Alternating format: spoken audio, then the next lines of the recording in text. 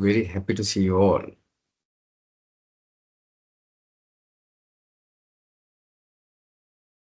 Okay, so I'm very glad to see you all. And students, what we are going to do is we are going to continue our discussion that we left last time. But before that, there was a special request, right, to indeed discuss about the group assignment, the individual and the group assignment, which is due at the end of this month, right? As you know, your semester was, in fact, uh, truncated, isn't it? I think you are aware of that, right? It's a little bit going to finish at the end of this month. Are you aware of that?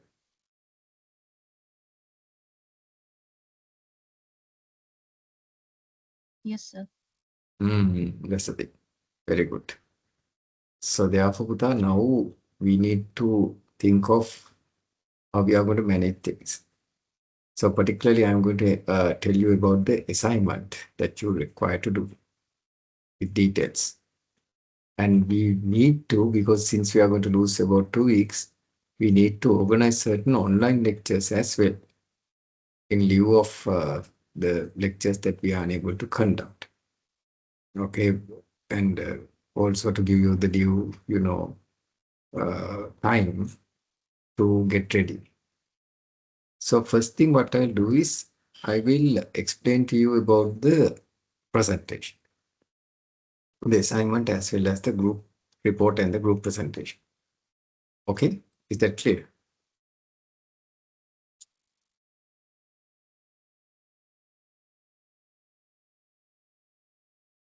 Yes, sir.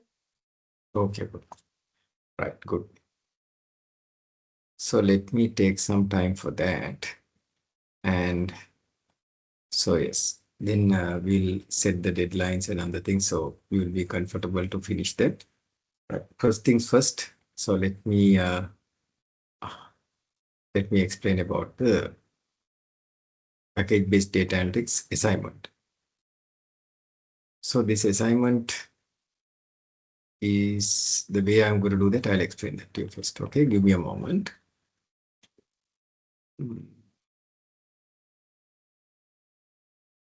Right, yeah, it's there. So let me first upload the information. Right, okay. Right, okay. Okay, so let me share the screen.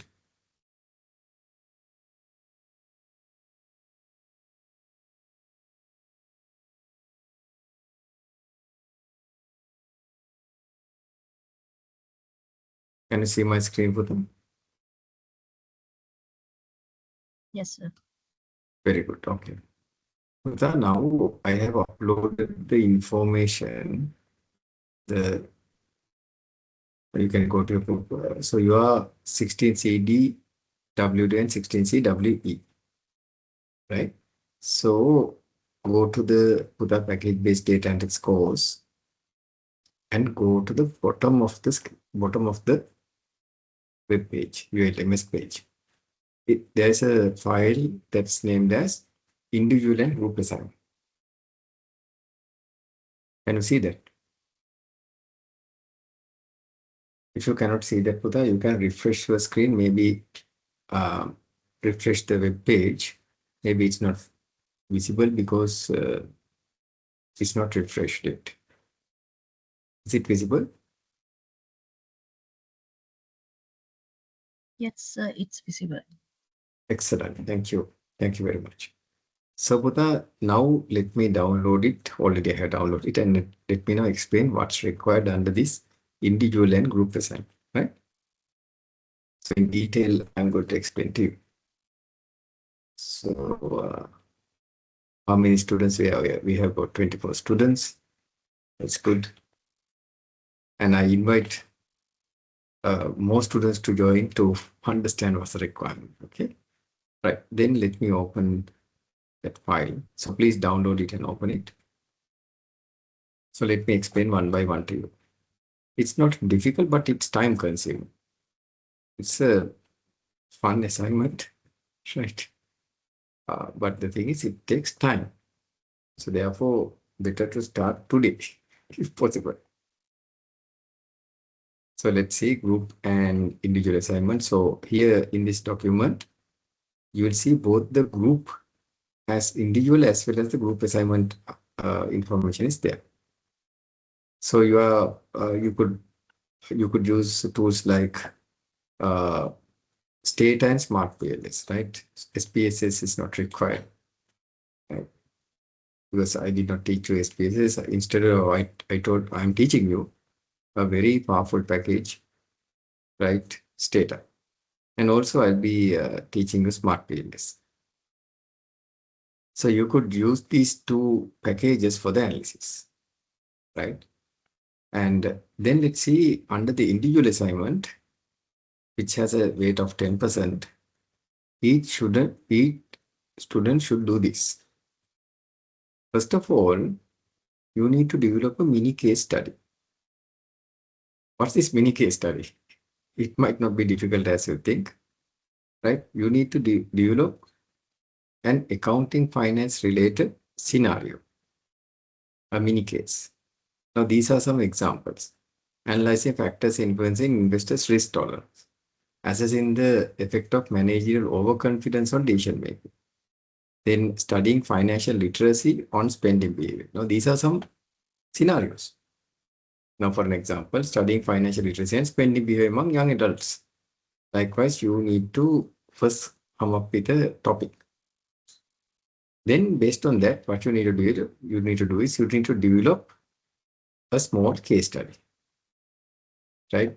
It could have 1 to 2 pages, and it should have a scenario description.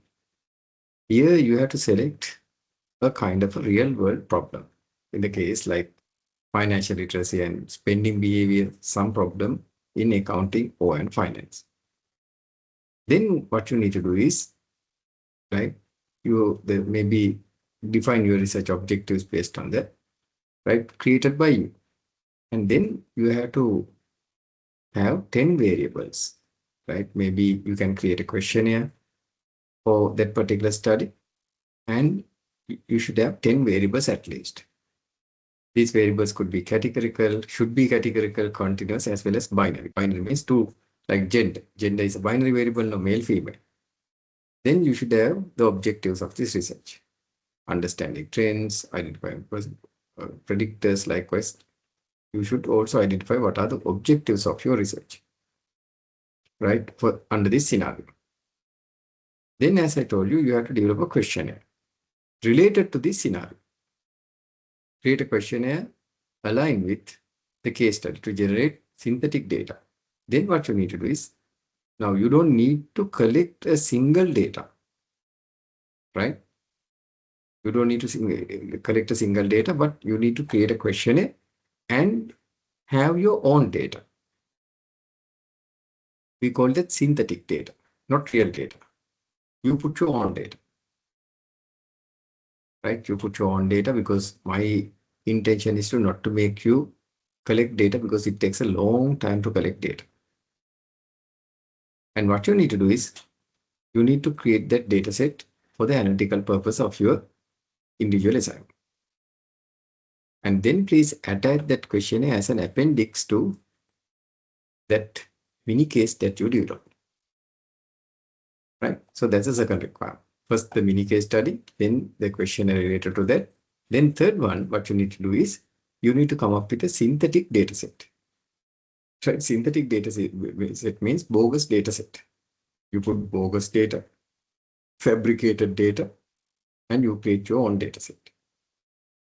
Right? So you should have at least 200 observations. That means 200 responses and 10 variables. Variable type should be categorical, continuous, binary variables. Then ensure logical relationship between the variables. Of course, the question has to be on one theme that addresses certain research questions. What's deliverable under this is that you have to have a synthetic data set. All right, a brief explanation should be that about the data set in the scenario. Right. So that's about creation of these things. What are the things that you have to create under the individual assignment? Mini case study, a questionnaire, as well as a data set. Then based on that, you need to perform descriptive analysis, right? Now, for an example, I told you several kinds of descriptive analysis, right? Measures of central tendency, dispersion, distribution, location, and even visualizations, scatter plots, pie charts, histograms, bar chart, etc., right? And in your individual assignment, you need to summarize the findings of that created data set, right, of the descriptive analysis. You have to perform a descriptive analysis and you have to summarize the findings with screenshots, right? With screenshots. So kindly put the screenshots of data and tell what you did. So finally, what you can do is you can combine 1, 2, and 4, right? And create one individual report. Because number 3 is the synthetic data set, right? Then create this combined report 1, 2, and 4 with 1, 2, and 4 in MS Word format and the MS data file as well as the stata data file, right? So submit that using the elements, right? So that's the individual assignment. Is that clear? Excuse me, sir, if you don't Of mind, could course. you explain something for me? Yes, Puta. Under deliverables, it says a brief explanation of how the data was generated. Could you explain what we have to do for that? Yes, basically, Puta, you can explain how the synthetic data set was created. How How the we synthetic. created the bogus data. So how we. Exactly. Okay. Exactly. How you created that. You can say that this is synthetic data set and how you created that. Okay. And basically, Okay, we're going to say it's bogus data and it's synthetic. Don't use the term bogus boy, although it's bogus data.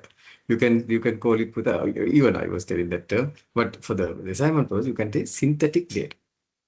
You can call it synthetic data, and you can say you created the synthetic data and by your own. So if you just tell that, that's what is required. Okay, so thank you. No problem. Just 150 to 200 words, and that will be sufficient. Good question. Then comes the deliverable, and you have to just include that in one individual assignment, right? Okay. So that's the requirement for the individual component, the individual report.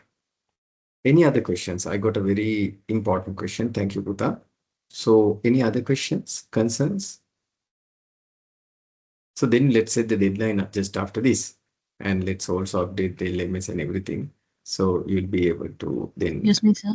Yes, Buddha, please go ahead. Is there any count limit for the questionnaire? Like No. how many? No. For these things, Buddha, now these are all creative exercise. No, I don't know, Buddha. There or some people say word limits. Word limits, page limits, that limit, this limit. But for me, Buddha, these are all creative exercises. My question is, how can we put limits for creative exercises? Right? So therefore, Buddha, there are no limits. The rule is, or let's say not a rule, it's a norm is that it shouldn't be too long or it shouldn't be too short. There's an example Okay, that people use for that, but I don't like to use that.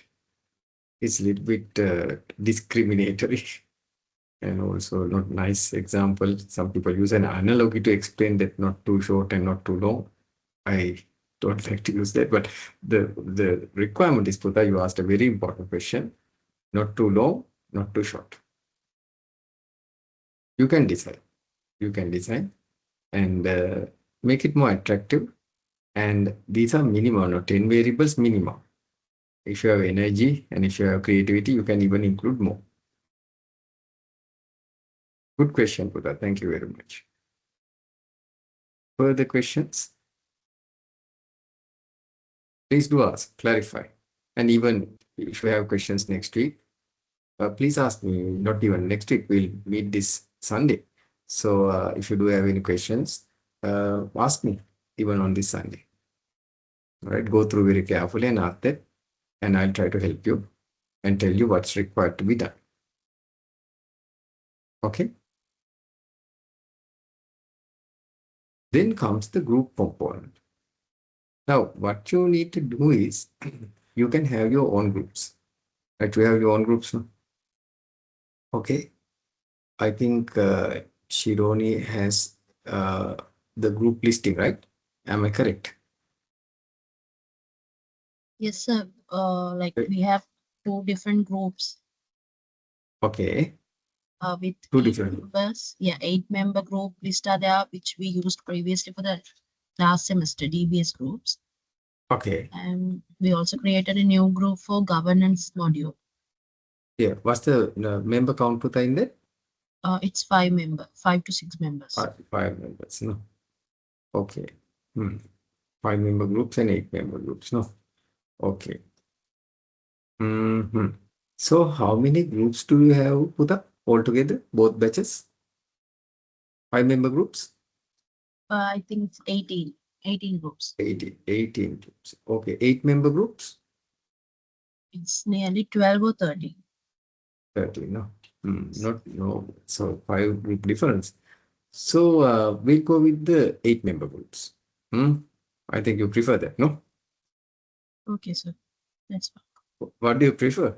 8 or 5-member groups? Actually, I don't know. It depends on others. Indeed. But again, I think we did the same things for the DBS, no? So let's go with, so there are 12 groups. And so let me see, 12 into, so let's say 12 to 13 groups, no? Yeah, basically, yeah, don't exceed 8 members, right? Maximum 8 members, minimum, let's say 5 members. So 8 to 5 members. Because when you are presenting, I can Actually, individually. Yes, Pata, please go ahead. we might have to create new groups for this semester, I guess, because some of the students have gone to the selective subjects, right? Elective subjects as Yes. well. Yes. Then Puta, okay. Then in fact, it won't be, even if you take 5 groups, it won't be 18, isn't it? Yeah. In that case, I think the group members might be smaller. The groups might be smaller. So shall we form then 5-member groups? Better, 5, no? 6 Yeah. maximum and 5 minimum. Maximum, yeah, exactly. 5 to 6 members. 6, let's, No. if not, it will be free riders might be there. So let's make it like this. Maximum 6, minimum 5. Okay, sir. That's fair enough with the our good students. No? So maximum 6, minimum 5. So because 8 might be a bit too large. I do understand. And also that specialization, the people are doing the special thing also. So therefore, in that case, Puta, no worries. So let's come up with this one. So maximum 6, minimum 5. Okay, And I will be highly appreciate, Puta, if you could kind of give me the group listing, maybe not this week, maybe by next week. Yeah, sure, sir. Okay, Puta. I don't know whether I'm burdening you, but it will be a great help. Okay. As usual, I know you all will be helping me. So therefore, if you can give me the groupings, so let's say minimum 5, maximum 6. So please give me that. So we'll able to see how many groups are there. But I think that will be a good number. Okay. Then what you need to do under group component. So we decided what's the maximum number, that's 6. Right? It says X because we want to decide that. So let's make it 6 for you. Right? So what you need to do is this. As you did for the DBS, exactly same. So within your group, right now, let's say you have 6 members. Then within your group, now there are 6 individual assignments. Select one out of the group for the group one, as you did for the DBS. So select one case study and its corresponding synthetic dataset from the individual submission. Select one, right? And then choose the appropriate analysis tools. Of course, it's going to be state and smart PLS. I'll teach you what smart PLS in time to come. Then what you're going to do is now under this assignment, you are going to apply advanced analytical tools. Like for an example, t-test and one-way ANOVA, which I'm teaching you at the moment, regression analysis, which I taught you already, correlation analysis, which I taught you already, factor analysis, which I'll be teaching shortly, right? And even non-parametric analysis, visualizer, which I'll teach you, and other any relevant analysis. So you can see in the individual assignment, you only perform what? Descriptive analysis, right? Descriptive analysis was what you perform under the individual assignment. In the group assignment, you are going to go forward and you are going to perform the additional, more advanced analysis. And of course, you are welcome to apply smart PLS as well, right? Which I'll teach you later. So then what's required is once you do the analysis, you need to summarize the findings with screenshots, etc., and draw the conclusions based on the statistical tests, provide actionable recommendations based on your findings. So then that's the requirement under the group assignment, Puta. And for that, you need to come up with a group report and you can just present it. I don't require PowerPoint slides, right? I don't need PowerPoint slides. Just provide me the group report and the presentation and you present the group report. That's more than enough. So the group report 10%, right? So the weightage for group reports is 10% and the group presentation is 20%. And you'll be allowed to do a 15-minute presentation at the end of the semester, right? So under the report, these are some of the dimensions, the things that you can include: the case study overview, questionnaire, dataset explanation, then detailed methodology, what kind of analytical tools that you applied, the findings, and the reflections. So these what deliverables, submit a professionally formatted report, that's a group report, including appendices for output, state and smart PLS screenshots. Then group presentation, yes, we'll do that at the end of the semester. And I have given some more guidelines on submission and even some evaluation criteria, how I'm going to evaluate that. The 10% and the group component is altogether 30%, 10% plus 20%, group report and presentation. And example case studies, I have given some examples, right? Risk tolerant analysis. These are some examples of case studies that you can come up with. Okay. So this is what is required under the group report and the presentation. Right now, I would like to ask you, do you have any questions, concerns? Please let me know and let me clarify. And even if you are unable to ask any questions today, you can ask on this Sunday. Right? Any questions?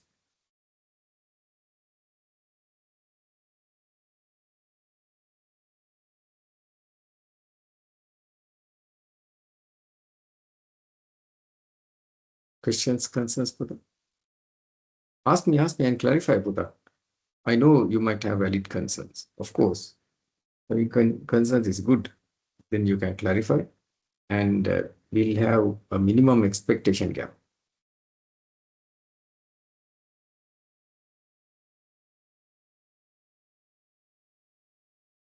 Right. In case if you have, please ask me anytime. Even today, while I'm teaching the content today, that's about t-tests, you can ask me. There's no problem. Okay. So now, since you think of questions, let me now decide the deadline. Now, Putha, tell me what's your official last day of this semester?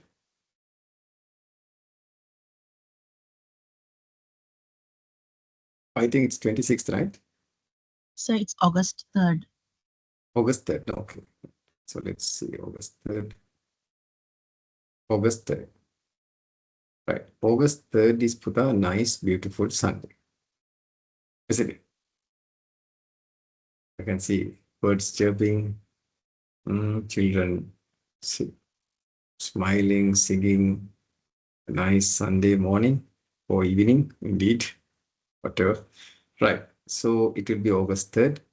So let's take the presentations on probably August 3rd. Right. And then on July, so let's make the individual presentation, individual not presentation, you don't have presentation, it's an individual report, right? Individual report on 25th July, or in fact, yeah, 26th July, right? So 26th July, let's make the individual report submission. That's a nice Saturday midnight, right? So let's set it and also let's set it up, okay? So let's write it down, 26th July, individual report submission. That's midnight 25th, right? So on 26th, if you want, we can have even some interviews, right? 26th. So it was 26th, then 27th is going to be the Sunday, right? Yeah, 27th is Sunday. Yeah. For 27th, I'll have some individual one-to-one discussions about the individual report once you submit that on 26th, right? Excuse me, Then, sir. yes, Pata. I guess 27th is a holiday for the campus because of the cricket fiesta. Ah, my God. Right, never mind. It's not Then, confirmed yet. but again, never mind, never mind. Then, but we'll keep the deadline. In case that's the case, then we'll decide an alternative day. Maybe we'll see what we could do. Then maybe we can get the report by 26th and have the interviews maybe some other day. Third, the thing, Balam. We'll see. But thank you very much for that. So we'll not have any presentations due, official presentations. One-to-one, discussions we can have any time. Even we can maybe have that, I don't know, right, in some other mode as well. But again, so thank you very much. But again, let's keep that in mind. Great fiesta, excellent. No. No, that's very good for soul and energy. Sports is very good for soul, mind, soul, as well as for the energy levels. It's very good. Okay, good. Thank you, Pata, for enlightening me on that as well. Right. Then 2nd August. Let's make the report submission deadline. Midnight. And let's make 3rd August the presentation. The presentation. Okay.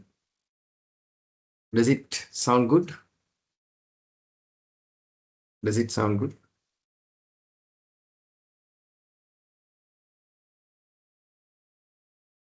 Okay.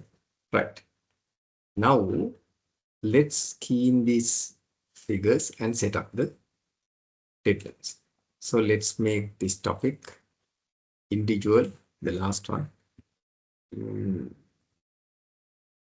Individual.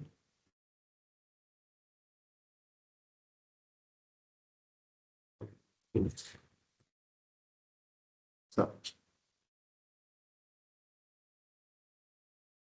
okay. So let's even take this over here. So I'm going to move that file over here. And let me add the first assignment submission. So let's call it individual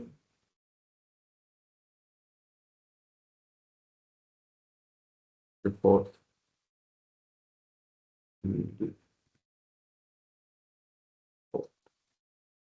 submission.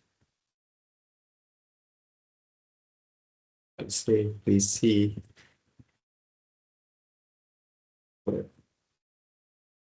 above.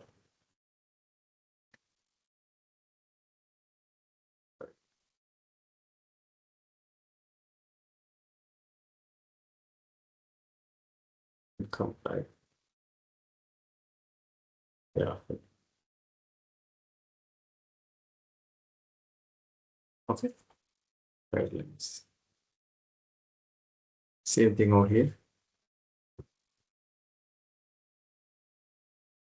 And let's say the deadline, as I told you, is the individual report 26th July midnight.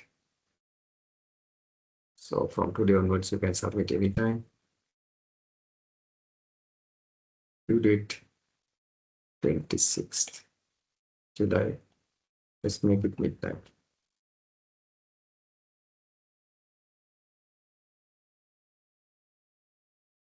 Right.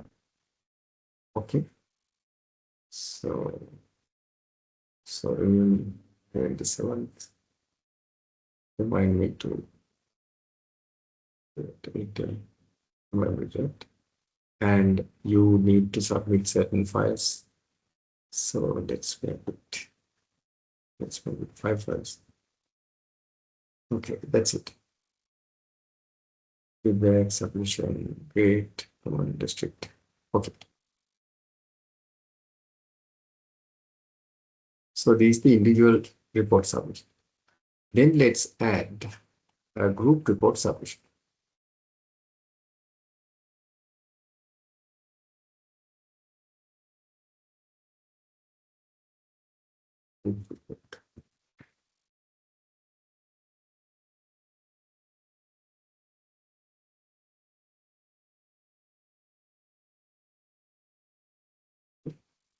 Again, I'll say, please read the guidelines.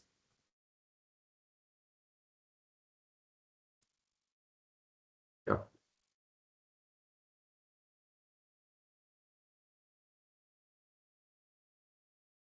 Upload it. Above.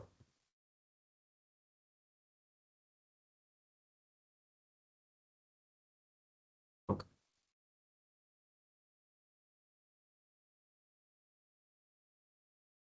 The same thing. And now let's start the submission after, right, 27. If not, students will submit the, probably they will submit the individual ones also through this gateway by mistake. To prevent that, let's make it 27th or even 28th. Only you can then submit only after 28th. Right, 28th. Early morning, you can start it. And no, actually allow submission is that 28th. 28th. And then the deadline is, right, we have to submit by 2nd August. Midnight.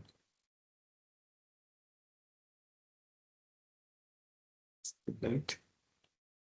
2nd August. And let's say 3rd August. I need to evaluate. Okay. Say on 18. Right. Okay. So again, about 5 friends. And also we'll write down guidance. Right. Yes. Also, I have to tell this also. The presentations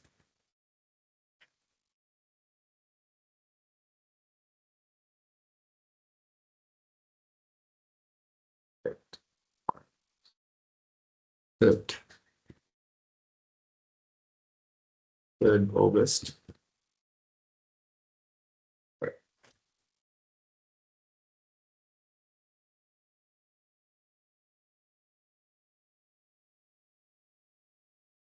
And it's also saying, oh, the date and time will be good. No, date and time will be provided. Because it's the last day.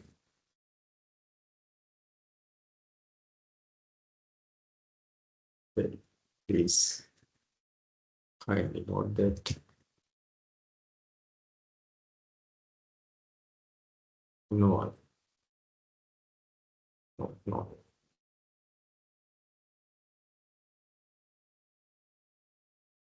Okay, so let's right. So these also done. So you can start submitting from 28th up to 2nd August. Okay, so the deadlines are now also there. So if you go to the LMS, you can see here individual assignment by 26th July midnight you have to submit. And here it says that you have to submit the report by 2nd August, right? And the presentations will be held on 3rd August. Okay, I think now everything is set and ready to go. Excuse me, sir. Yes, For Putta. the group assignment, do we have to submit the data file and Excel file as well? Because we would have already submitted it for individual, right? Yes, you have to put that again. Better. Okay, sir. Thank you. Very good. Good question. So better Putta, if you can submit, that's much better. So then was not we'll have to just try to find out where is the file. Where are the files and other things. So therefore the better.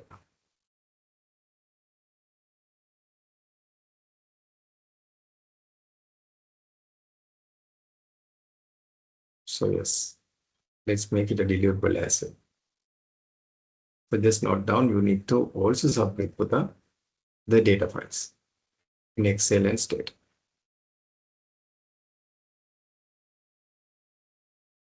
Okay, right? Good question. Thank you, Putta. So let's write it down. Please, you also Putta write it down.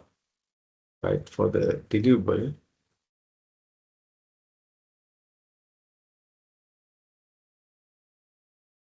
Or here deliverable.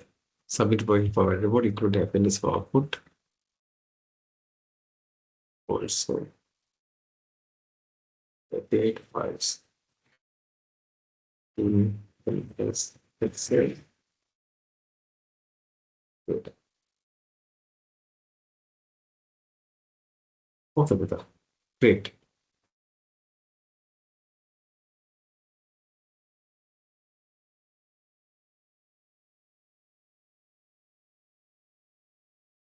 Any questions or concerns? I got 2 or 3 excellent questions. More questions, please. Any clarifications?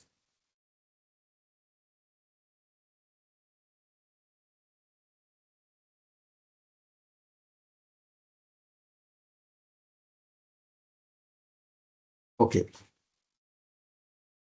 There was a kind request actually, right, in the last session that we had physically last Sunday to explain this. So that's what I took the time to explain that to you. In fact, if you had asked it earlier, I would have explained it even earlier, right? So thank you, Buddha, for reminding me to explain. Okay, so that's about the group assignment. So let's make it version 5.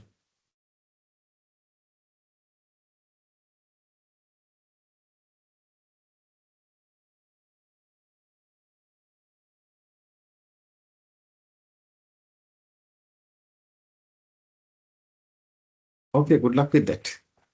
Everything ready and set to go. Any other questions, Buddha, related to this? Indeed, if you might have when you are going to work out, but my advice to you is, right now, a recommendation as well as advice. Don't try to do it at the last moment, right? Whatever AI cannot help you, You can use, using AI is your option, right? Indeed, right? It's new technology that you are using, that's fine. But again, the thing is AI itself won't help you, because I'm going to ask you to demonstrate the analysis. Right? I'm going to ask you how you did that, right? Even if you're going to do it on a group basis, I'm going to ask you, okay, show me how you did this. Show me how you did that. Interpret that. So if you're going to read the information, that means it's completely generated once. So therefore, you have to take this into your heart. And what I'm trying to do is, Kuta, give you the opportunity to apply all the analysis that I taught you during the lectures. That's my noble and sole objective. Right? So you apply what you are studying. Right? That will be the ultimate best thing that you could think of. Right? Okay. Any questions you can ask me now, or you can ask me anytime, even today, while the lecture is going on, during the break, or not during the break, after the break, probably. During the break, please have the break, have your dinner, lunch, or breakfast, right? And we can discuss. Okay, so let me close it. And if you do have any questions, please ask me. Right. So let's now come to where we stopped. Where did we stop last week?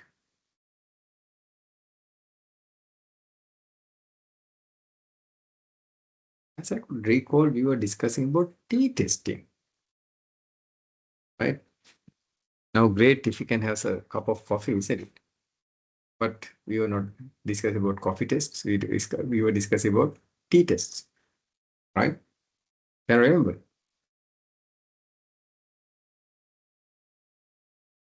T-tests. Yeah. Statistician 5, t-test, and ANOVA. So can you kindly open that?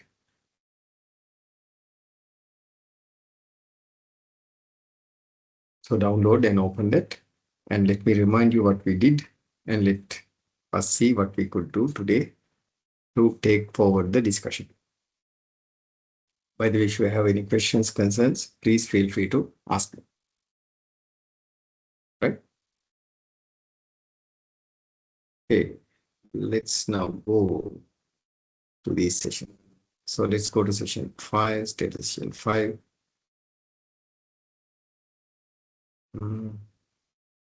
This is the file, PowerPoint file. Please download it, the same file here.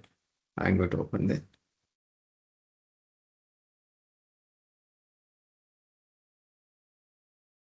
Okay, as I could remember, Buddha, this is what we were discussing. Am I correct? So what are these? T-test and one-way ANOVA. What are we trying to do? We call this what? We call this what? Test of differences. We call this test of differences. Why? Because now we are testing based on a certain characteristic. We are testing whether two groups or more groups are different from each other. Okay. So in case if you want to compare two groups, what's the test that we do? Difference between two groups. What's the test that we do? The answer is on the screen. T-tests. T-tests. Excellent. So we understood that there are three kinds of t-tests. What are three kinds of t-test? The independent sample t-test, paired sample t-test, and the one sample t-test. Right? These are the three tests that I introduced you. Already, I have discussed the independent sample t-test. I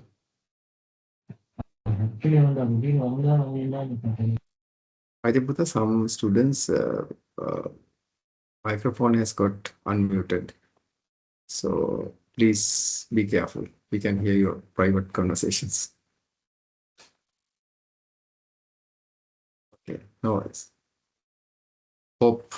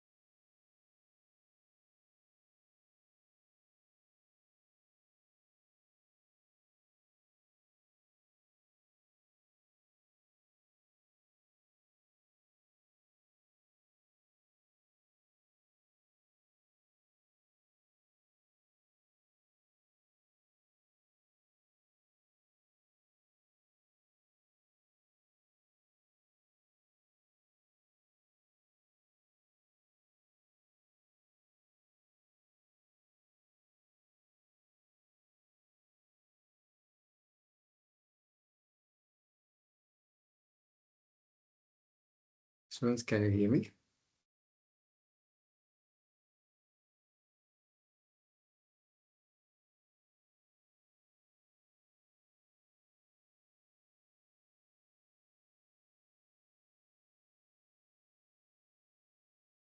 Yes, sir, but your screen is black. Seems a memory issue has come with. Give me a moment. But though memory issue, okay. A memory issue has come.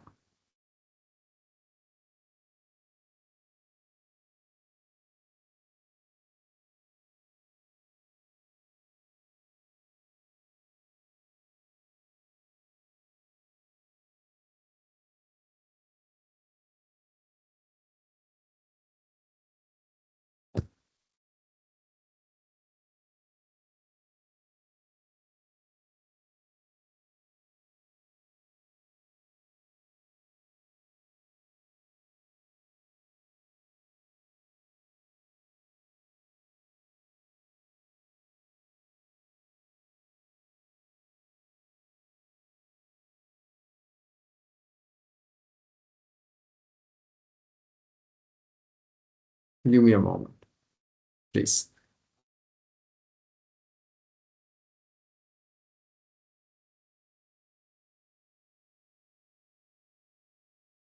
Now, can you see my screen, Putha?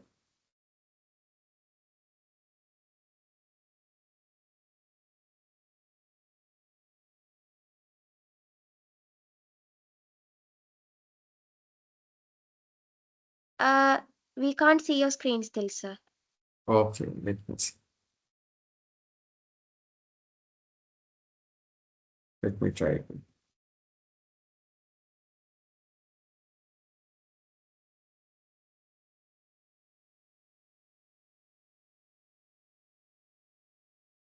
Now, how is that? We can see it now, sir. Excellent. I reshared that. Good, Putha. Information. So, test of differences is what we were discussing. Suddenly, then things got stuck. So, I was telling you that we are discussing t-tests, where we are comparing two things. Right? Already we discussed about the independent sample t-test and the paired sample t-test. Today we'll be discussing one sample t-test under t-test, and then we'll be going into comparison of more than two groups, one way ANOVA as well as post-hoc analysis. Right? Is that clear? So let's remind ourselves what we did under independent sample t-test. What did we do? We compared two independent groups. Right? So in the given example, what we did was we wanted to see whether the employees with training is significantly different from what? Employees without training. With training and without training. So to compare, we had two groups. We gave training for one set of employees, and then for the other set of employees, we kept them as control. Right? That was the example we did. So here we have two independent groups. Can be even gender. Based on gender, we can have two independent groups. And what we are trying to say is whether these two groups are significantly different from each other. Whether these two groups are significantly different from each other. That's what we are trying to see. For that, we perform one independent sample t-test. So how many steps did you follow to perform an independent sample t-test? We followed 3 steps, no?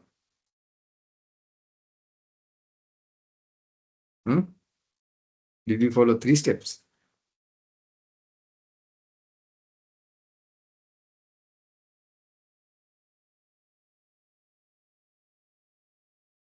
How many steps did we follow? We followed 3 steps, sir. Not 3. 4. 4 4 steps. including the conclusion. Exactly. Very good. 4 steps. Indeed. Including the conclusion, we had 4 steps. And I was telling 4 steps that we were always following. Right? These were the 4 steps that we followed always. Right? Even today, you will see sometimes you might get indigestion by hearing the 4 steps again, again, and again. But that's good to have indigestion rather than not understanding something, isn't it? Okay. Here, what we did was under the null hypothesis, we assume that there's no difference, no significant difference between the groups. In terms of the average mistakes, there's no difference between the trained group and the untrained group. Then we establish the decision criteria, which always remain the same, but that if the probability value or the significance value is less than 0.05, reject the null hypothesis. Then what we did was we using Stata, we performed the independent sample t-test and estimated the sig value, the probability value. Here in this case, it was 0.0135. So what did we do? Did we reject the null hypothesis or we did not reject the null hypothesis?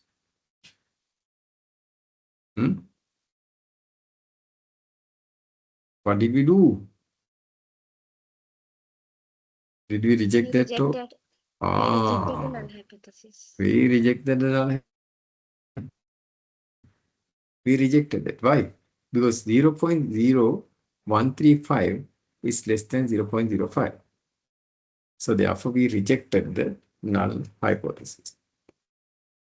Null hypothesis rejected. We rejected the null hypothesis. Meaning what? The null, there's no difference. We rejected that. That means there's a difference. Based on that, we concluded, right? Based on that, we concluded, right, rejecting the null hypothesis, the results indicated there is a significant difference between, right, these two groups.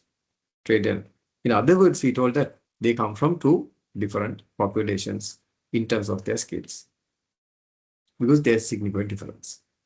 I even got to a maximum attention to that point and explain what are these, what do you mean by this coming from 2 different populations? And we understood that as well. And we did not stop from there. We applied for another 2 examples. Using survey for ED file, we applied that to another 2 examples. Another 2 examples. Right? And we understood that what's what we did. Then we came into a paired sample t-test, or which is known as the dependent sample t-test as well. Here was the difference. The difference was that, right? The difference is this. Here what you can see is the people have done 2 tests, it seems, 2 math test and English test, mathematics test and English test, as you can see. But here, although you have mathematics test results and English test results, which are different in fact, but you can see these results are paired by the employee. By the employee, these results are paired. Can you see that? Is it visible, Puta? So number 60 and 55, right? You can see on the top row, 60 and 55 is there. It's paired by employee number 1, right? So it's paired, and that's why we call it what? The paired sample t-test. That's why we call it the paired sample t-test. Clear? And this is not an independent sample t-test. We cannot perform an independent sample t-test because these are not 2 independent people. The same person has done 2 different subgroups. So again, how many steps did we follow?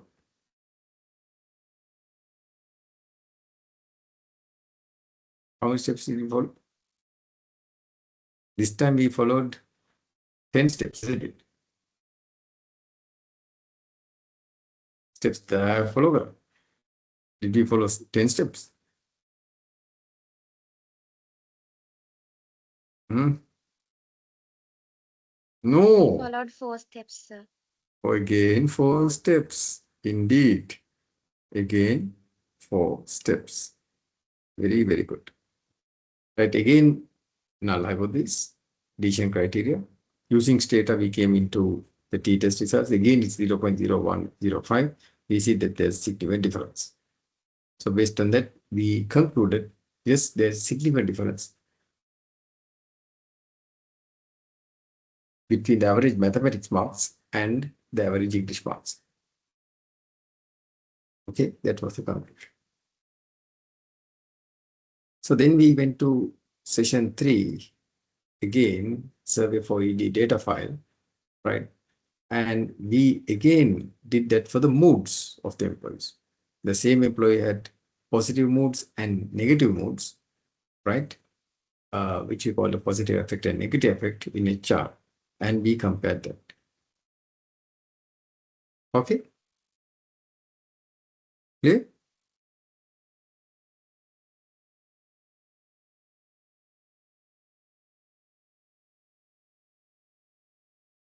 Any questions?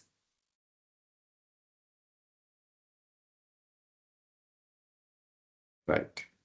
So today, this is the place where we stopped. And now let's discuss about the one sample t-test. Okay, this is the third test under t-tests. The first two we have discussed, the paired sample, the independent sample t-test, the paired sample t-test, and now we shall come into the one sample t-test. Okay, is it clear now where we are?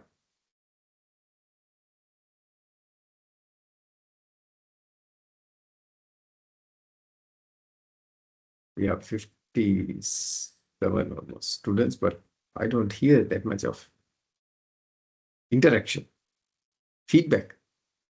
Is it clear? Any questions?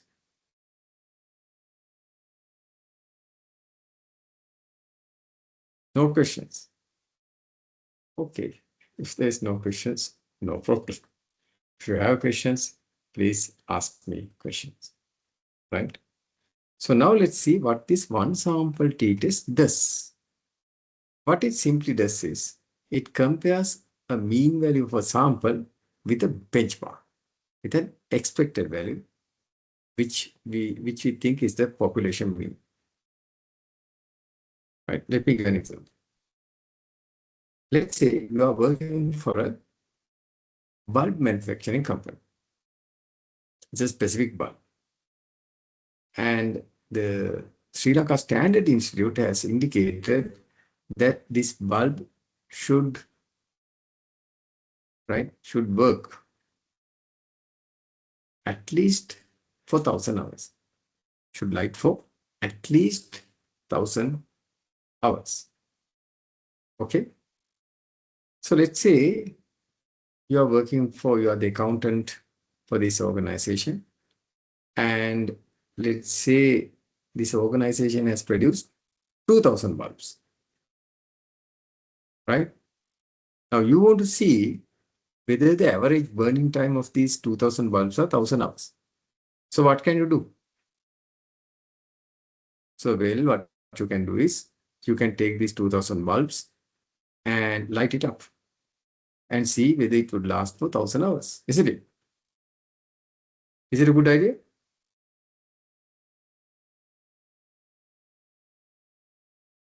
Is it a good idea?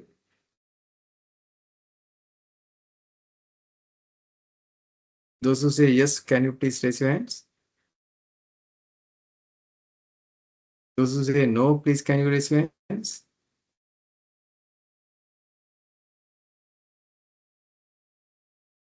Okay, right. My God, at least I can be happy some people have sense, right? My question is this, right? If you light up all 2,000 bulbs, right, and expire those bulbs, what are you going to sell?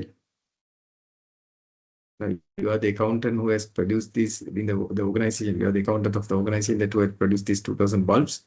And if you light up all these 2,000 bulbs, what are you going to sell after that? Right. Therefore, if I were you, I would never light up all 2,000 and see whether the average burning time is 1,000. What I'll do is, I will take a sample out of this. I'll take a sample bulbs out of this, maybe 10 bulbs, and then I will apply one sample t-test. Right? I'll apply one sample t-test. Okay, that's what I would do. So let's say I obtained randomly 10 bulbs out of this, right? I obtained how many bulbs? 10 bulbs out of this. Then I light up only those 10 bulbs. And in your right-hand corner, right-hand side of the slide, you can see the burning time of those 10 bulbs. So you can see the first bulb lasted 800 hours, second one 750, likewise it goes up to 860 hours, right? So I took only a sample. Then what I do is I'll do a one sample t-test and I'll compare whether the average value of this sample burning time is significantly different from 1000. 1000 is the population burning time, right? So I have already calculated, right, the average value of the burning time of these 10 bulbs. Right, you add these things, all these 10 values and divide it by 10, then you get 867. I calculated that earlier. So what I'm going to do is I'm going to compare this 867 average burning time of the sample with the population, expected population mean. That's the target burning time of 1000, the benchmark value. Then I will see, of course, 867 is different from 1000, but is there a significant difference?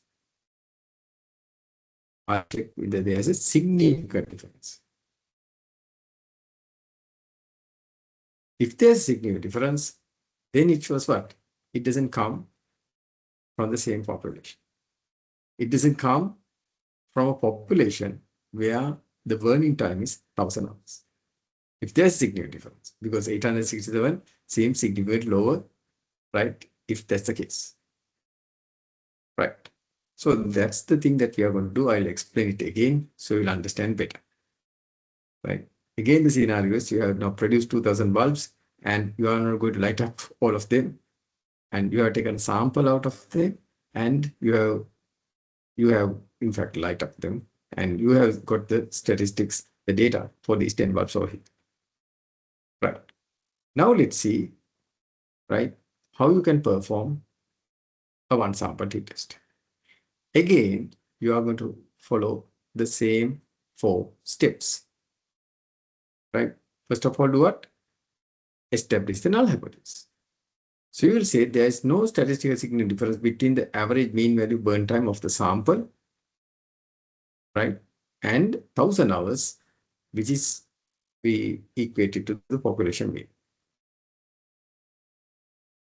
Right? We say there's no difference, no significant difference.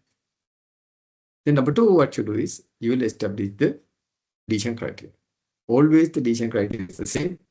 If the seek value or the p value is less than 0.05, right, 5%, you reject the null hypothesis. You say that there is a significant difference. Rejecting the null hypothesis means there's a difference, right? Then what you need to do is, by using Stata, you need to perform a one sample t-test, which I'm going to show you how to do that. But before that, you have to download the dataset. Go to the LMS.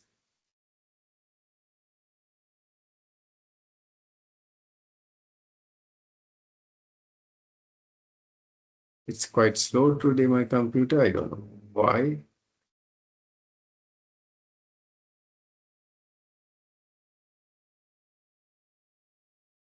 Please bear with me.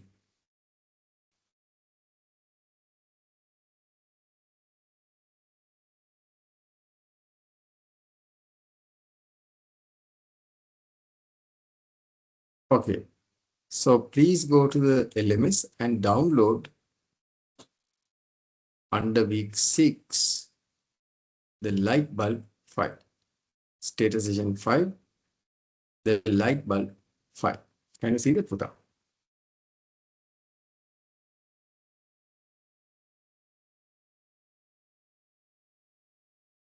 That's under week 6.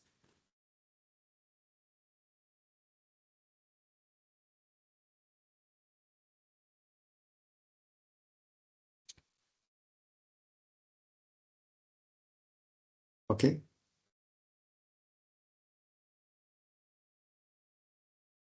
Did you locate that?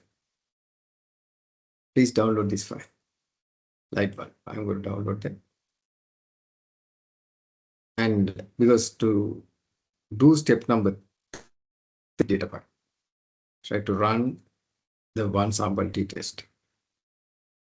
So please download it. And now fire up Stata.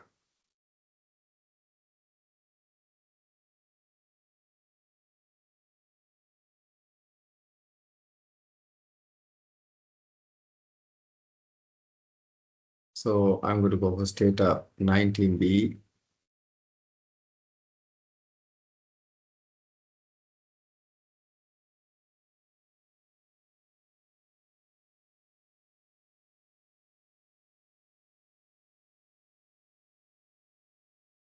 Okay. So it will open a fresh status session in. So make it, let's make it fresh status session. So it will open like this, a fresh data session. And please open now the downloaded file. Please open the downloaded file. You go to file, you go to open, and you are going to go to download data session file lightbulb.tk. Right? Open it. Okay. So after you open a file, what's the best practice for that?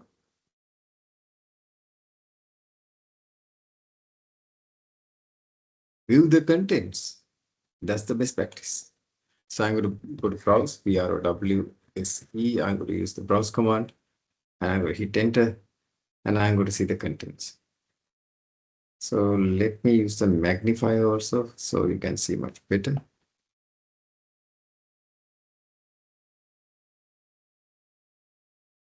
It's here.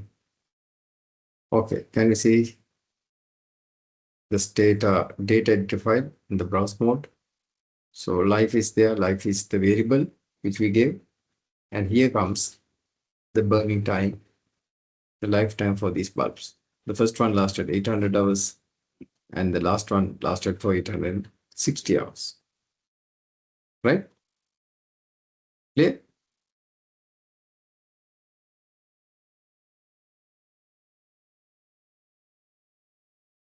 Okay. Is it visible? Yes, Okay. sir. Good for that. Thank you. Right. So let me close this file, close the data editor window. And now let's see how to perform a one sample t-test for step number 3. In step number 3, you have to perform one sample t-test and calculate the sig value, the significance value. Right. So that's what you are doing. So how to perform one sample t-test? Now please take down. I'm going to show you how to perform that. We'll go to statistics, summaries, tables, and tests. Right. Then you will go to classical tests. Sorry. Your pen now. All right. Please give me a moment.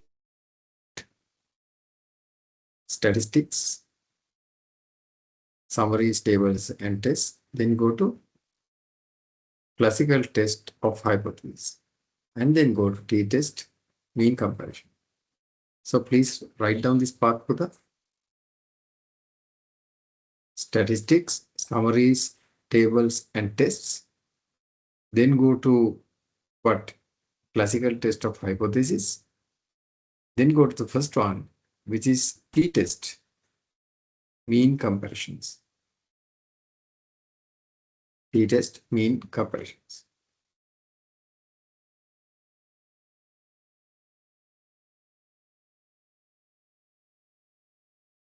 Okay. Shall I hit enter? Okay. I just clicked on that.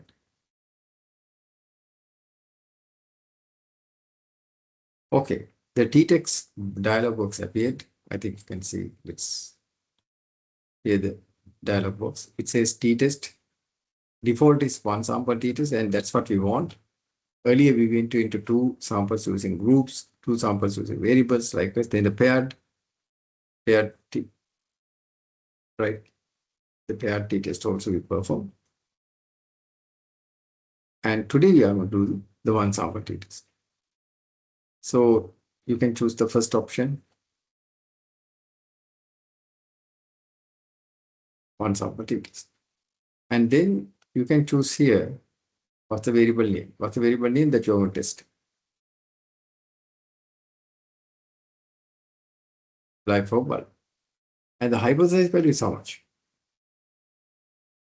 You expect this bulb to burn right around. How much is there?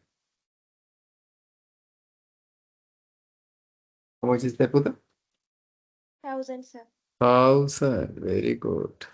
1,000 is the hypothesis mean. That's the expected mean. And what you do is, Pudha, you press OK. Put 1,000. Let me know. That and you press OK. Now you can see. Let me again increase the size. Now you can see, Pudha. Here you can see the life of a bulb. Right, these 10 bulbs is right on average 867. 867. 867 hours. The problem is now, okay, it's of course different from 1,000, but it is significantly different. That's why we perform a one sample t-test to see that.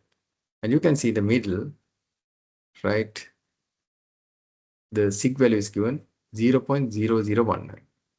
So now go and document that over here.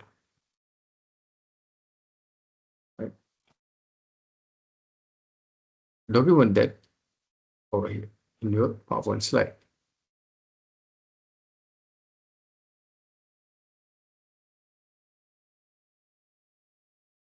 So I have several other files open.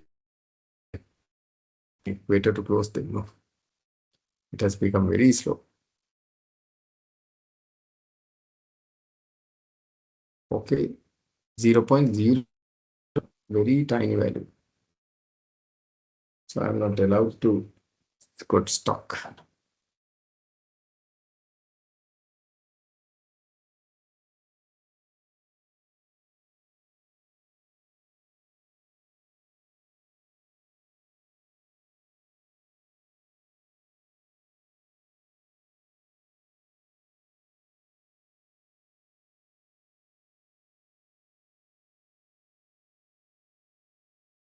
Students, please bear with me. Got quite stuck.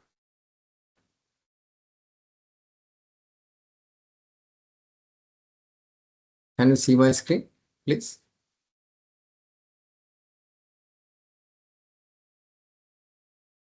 Students, can you see my screen? No, sir, it's black. Again, it became black. No. Okay. So let's see what we can do. Is we can close certain things. Give me more.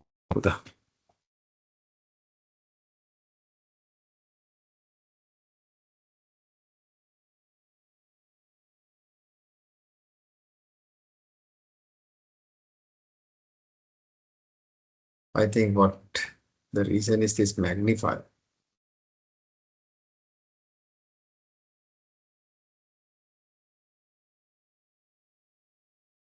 It's kind of consuming a lot of memory.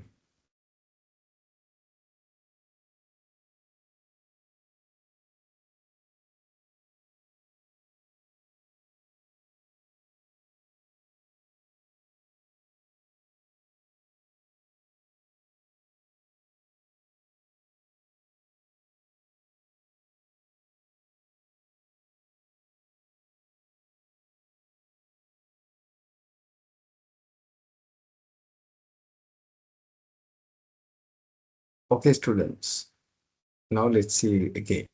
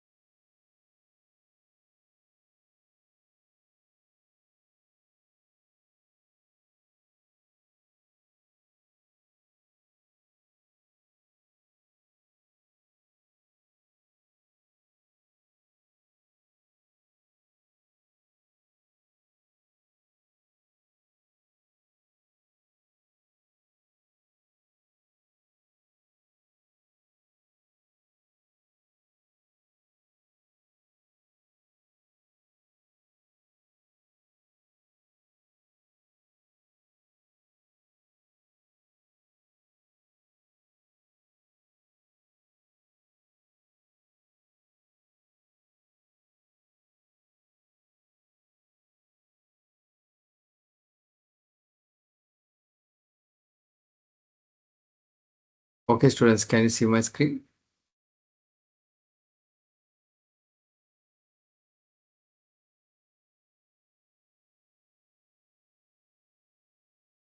Students?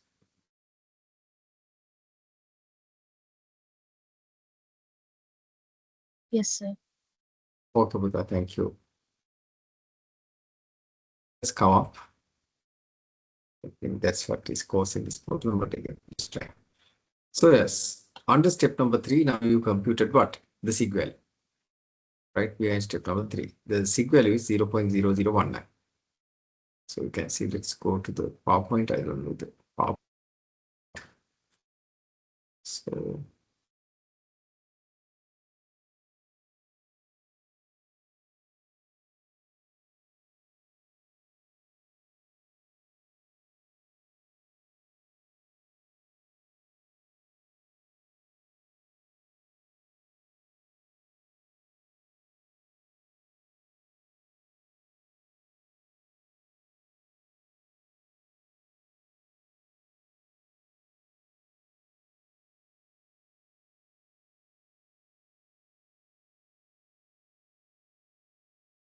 so let me close all.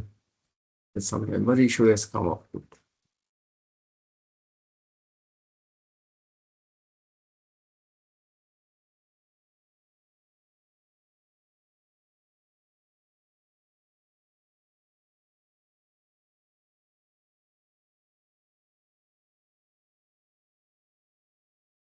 So let me close these source.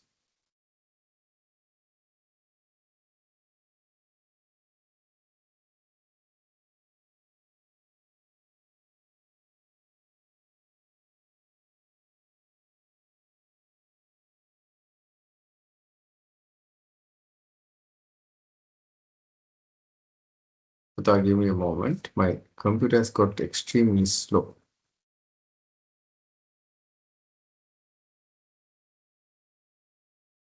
And I can even see what's the culprit.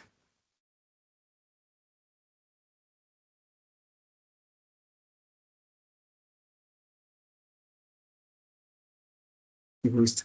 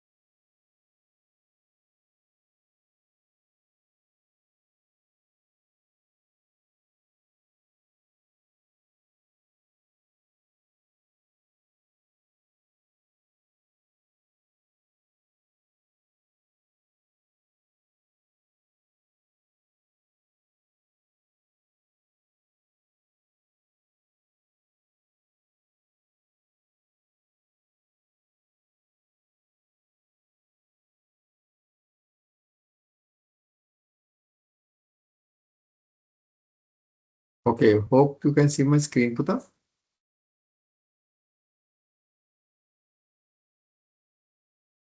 So I'm really sorry, something is going on, which I have no idea.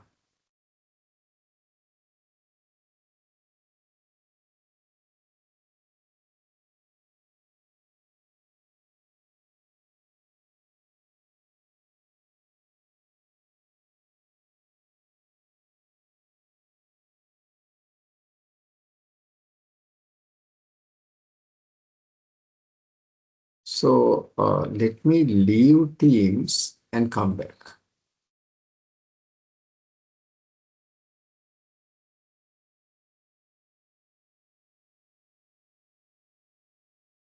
Right, I will leave Teams and come back.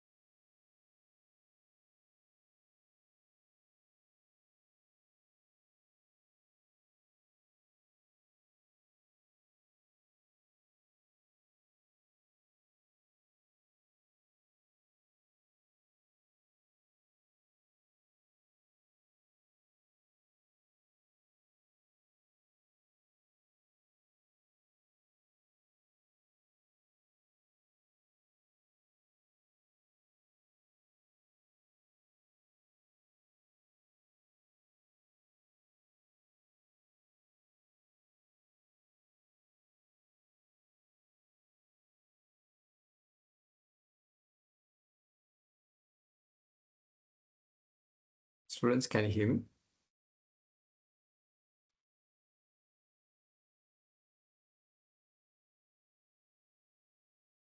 Yes, sir.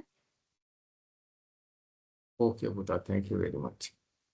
My computer is a bit, you know, acting very strangely. So, shall we take a break now? I'll restart my computer while you are having the break. So, shall we meet at 9:15? Okay, we'll meet at 9:15. I'll restart my computer meanwhile. So, we'll meet at 9:15. Let's take a break now. And let's have a brief break.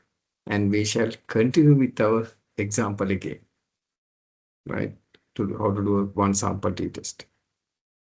Okay, let me remind you again and we'll continue. Sorry about that. Something is not very strange in my computer. Hope I could restart it and rectify it. So we shall meet Buddha at 9:15 p.m. today. Okay.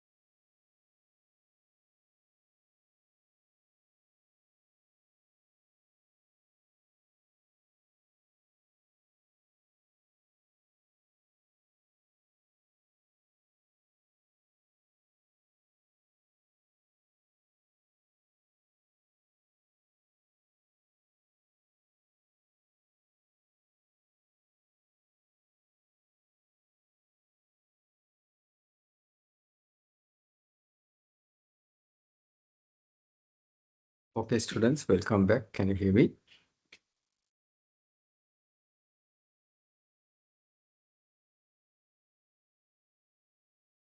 Yes, sir. Okay, Pradhan, thank you very much. So let me remind you what we were trying to do, and then I'm sorry my computer got stuck. So what we were trying to do is this.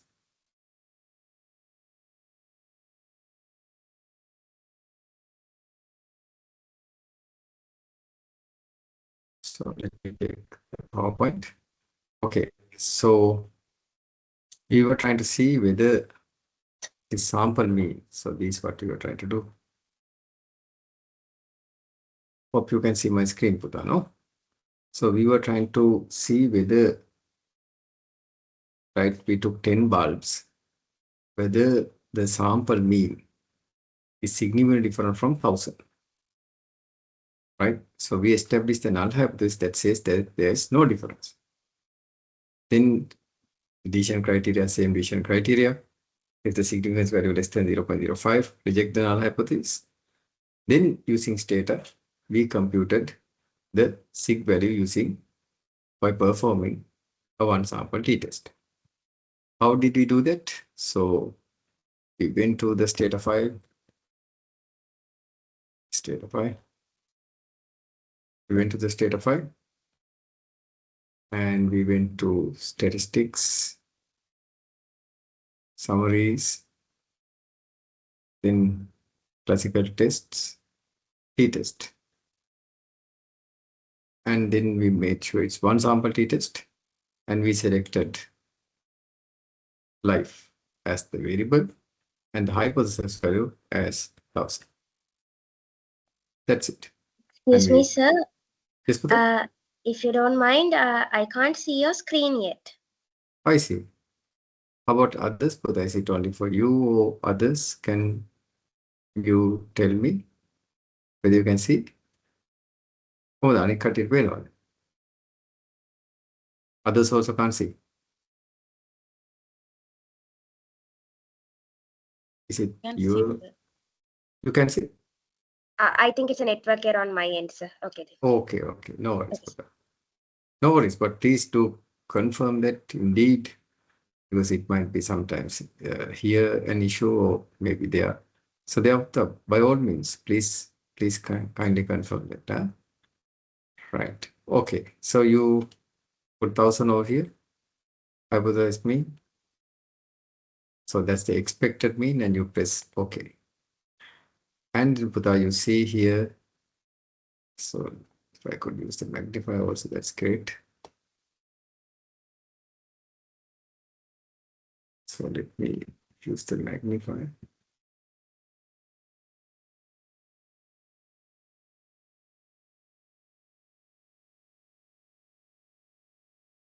Okay, so in state output,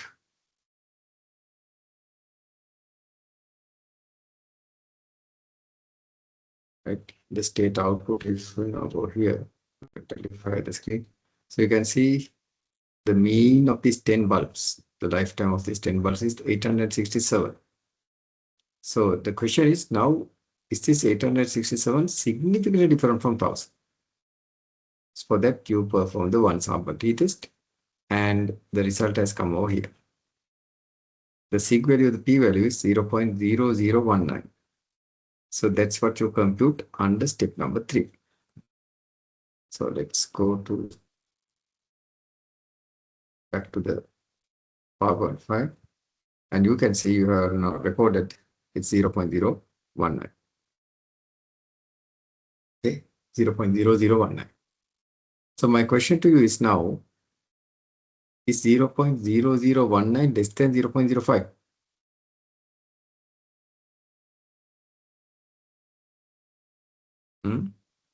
Is it less than 0.05? Yes, sir. Yes, indeed, it is. So what you do to your null hypothesis? You reject that, isn't it? So you reject that there's no difference between the sample mean and the expected value of 1000. You reject. In other words, what it says is 867 is significantly different from 1000 hours of burning time. right? In other words, what you say is, what? This sample wouldn't have come from a population where the population mean is 1,000, right? Again, this particular sample of 10 bulbs, right, couldn't have come from a population which has a burning time of 1,000 hours, right? Significantly different. That's what it says. So ultimately, you could say what? Ultimately, you can say that these bulbs that you have manufactured, these 2,000 bulbs that you manufacture is substandard, is cheap, it's low quality, right? So we had 2,000 bulbs. So these are the bulbs that you produced. So now you took these 10 samples and you performed a one sample t-test. The one sample t-test indicated that this 867 hours, the mean value of this particular sample is significantly different from 1,000 hours. That means, right, these bulbs, 10 bulbs, right, couldn't have been taken from a population which has 1,000 as its burning time. That means what? This, even if you burn these 2,000 bulbs, right, it won't come to 1,000 hours. That's the meaning. Meaning that these bulbs are substandard. Not good quality. And that's how you do quality testing. You take samples out of population and you check what's the mean value, right? And you do the one sample t-test and see whether the mean value is substantially, significantly lower or higher than the expected value. If it is lower or higher than the expected value, then you would conclude, right, it's significantly different. And you will conclude the population is not coming from, right, a sample where the population is of the expected value. Here in this case, 1,000 hours. So these 10 bulbs wouldn't have come from a population where the burning time is 1,000, but we expect to be 1,000. So 867 is really low. So in that case, what we conclude is these 2,000 bulbs are substandard of low quality. Okay. So that's what you do under a one sample t-test. Is that clear? So again, follow the 4 steps. What are the 4 steps? Step number 1, establish the null hypothesis that there's no difference between the sample mean 867 in this case and the benchmark value of 1,000. Then establish the addition criteria. That's the sig value or the p value is less than 0.05. Reject the null hypothesis. Then perform using stata a one sample t-test. And the one sample t-test value is 0.0019. 0.0019.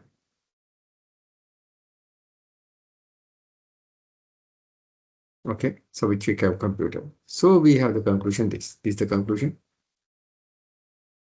What's the conclusion? We reject the null hypothesis that the bulbs were drawn from a population in which the average lifetime is 1,000 hours. The difference between our sample mean 867 and the mean of the population 1,000 is so different that it is unlikely that our sample could have been drawn from a population with an average life of 1,000 hours. This should be an average life. Right, an average life of 1,000 hours. That therefore, the 2,000 bulbs manufactured are substandard.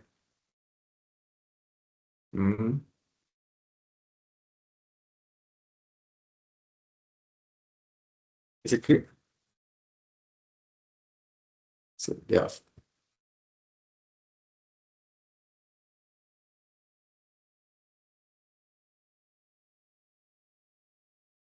substandard. That's low quality. Okay, let's now apply the same one sample t-test to another example using the session 3 survey for ED5. Right, let's go through this next question. Right, okay, now let's say I'm going to measure the life satisfaction, right, of employees using a 5 to 35 Likert scale. 5 is the lowest amount, 35 is the highest amount. Let's say 5 is highly dissatisfied and 35 is highly satisfied. You will understand why is this not 1 to 5, but 5 to 35 later on. And so the mid value is what? Neutral. Now I want to see whether the average value of this, now there are 436 employees in this dataset, the average life satisfaction value, if that value is significantly different from 20. Is it significantly different from 20? I would like to know that. Right? Okay. So can you please go to the LMS and download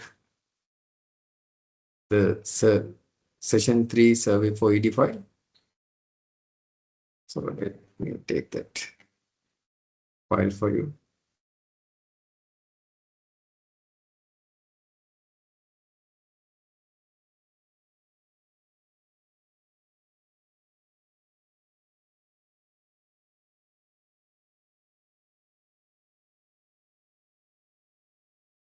Right. So let's go to week 5. And in week 5, you have week 6. So it's, yeah, in week 3, you have status session 3 survey for ED5. Can you please download that, Buddha? That's the data file. Now, what it says is in this file, there is a variable called total life satisfaction, T life set, which is in a scale from 5 to 35. What I would like to know is whether, right, the average value, whether the mean value of these employees is different from 20. 20 is the neutral. I would like to know that. Right? Can you check that and tell me whether there's a significant difference between the average value, whatever I don't know, and the value 20? Can you check and let me know? Hmm?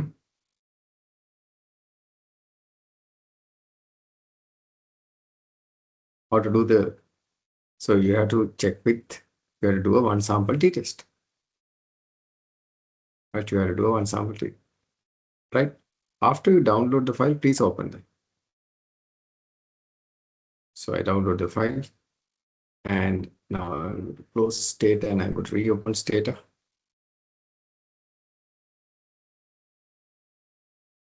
Stata. So I'm going to open Stata 19B. And yes, I'm going to go to File and I'm going to go to Open. Close these unnecessary things. And then I'm going to open Status Session 3 Survey for ED5. So best practice is to open and see, browse. And just indeed it's there. The data is there, that's good. So if you can see in this list, if you go to the bottom in this list, the variable list, you can see here, there is a variable called total life satisfaction. T life set. Yeah, so total life satisfaction.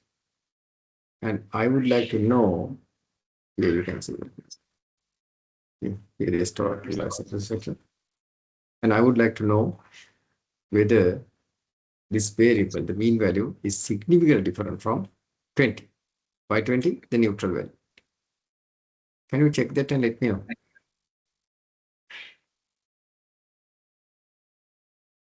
I can see one student's mic seems a bit unmuted.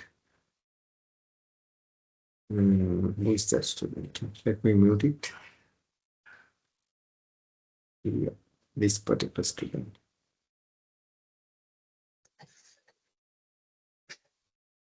Mute, okay. Fine. I think that student was unaware of that. No worries. Right. So to do the test, we always will follow the 4 steps. So what are the 4 steps? Yeah, given the 4 steps. So these are the steps. Step number 1 is what? Establish the null hypothesis. What's the null hypothesis? There is no significant difference between the average life satisfaction of employees and the expected neutral value of 20. So null hypothesis means there is no difference. Then establish the decision criteria. What's the decision criteria? If less than 0.05, reject the null hypothesis. Reject the null hypothesis. Right. So in step number 3, now let's compute the p-value or the sig value, probability value or the significance value. By performing what? A one sample t-test. Shall we do it together? You go to data and you go to statistics, summaries, right? Tables and tests. Then classical tests, and you go to t-test. And it's one sample t-test. And then you are going to select here, right? Total life satisfaction. You go to the bottom and so let me show you. You go to the bottom, right? You go to the bottom of the variable list and go a little bit up, up, up, up. And you can see there's a variable called T life set. And what's the hypothesis value? What's the benchmark value that you want to compare?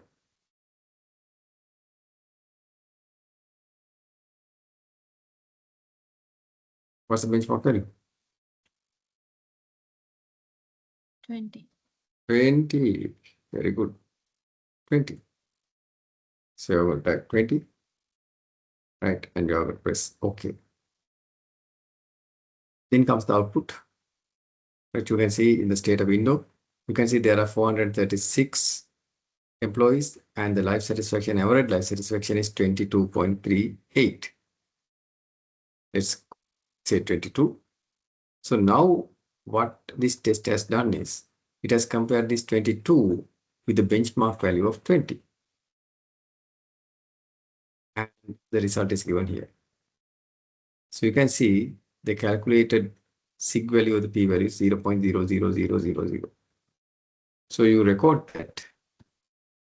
Right, you record that in under step number 3. 0.0000. Right. What can you say? It's a significance value 0.0000 is less than 0.05. Yes or no? Yes, indeed. It is less than 0.05. So what's your conclusion? Right? You reject the null hypothesis. You reject that there's no difference between the average life satisfaction, it's 22, and the neutral value 20. You reject that. That means there's a significant difference. So you can see 22 is significantly higher than 20. That's the answer. Right? Based on that, you come with this conclusion. Since the estimated p-value, sig value is less than 0.05, the null hypothesis is that there is no difference between the average value of the life satisfaction of employees and the neutral value of 20 is rejected. Thus, these employees come from a population where the average life satisfaction is well above the neutral value of 20. So, in other words, 22 is significantly higher than 20. That's the result that says. Right. Now, I would like to give another exercise to you. The exercise. Okay, this exercise. Examine whether the mean value of the total perceived stress, TP stress of employees, is significantly different from the value of 20. Can you check that and tell me? Now, can you check whether stress variable, right? The average value of that is significantly different from 20. Can you check and let me know?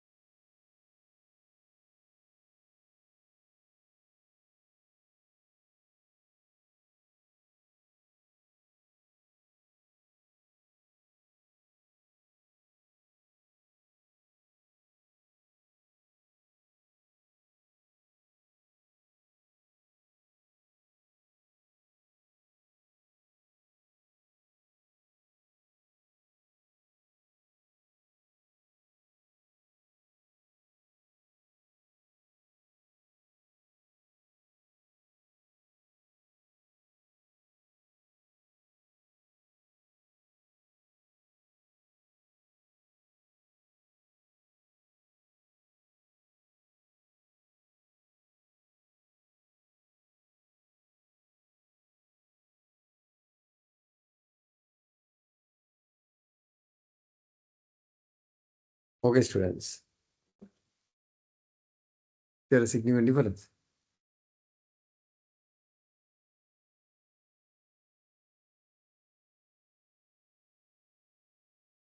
Use the same data set, right?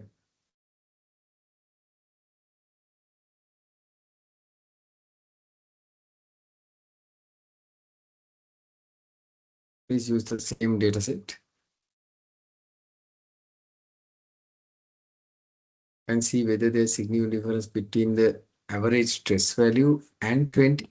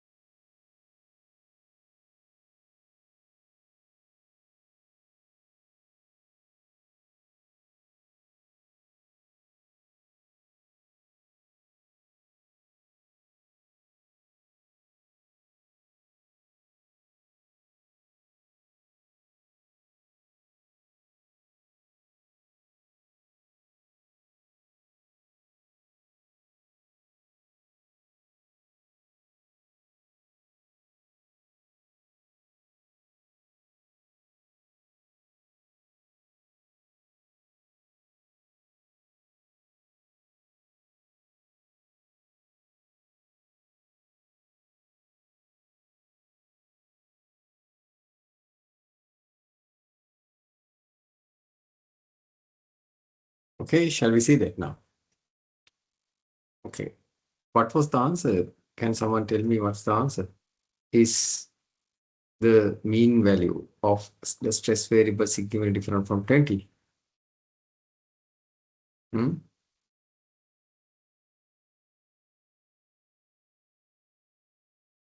Right, right.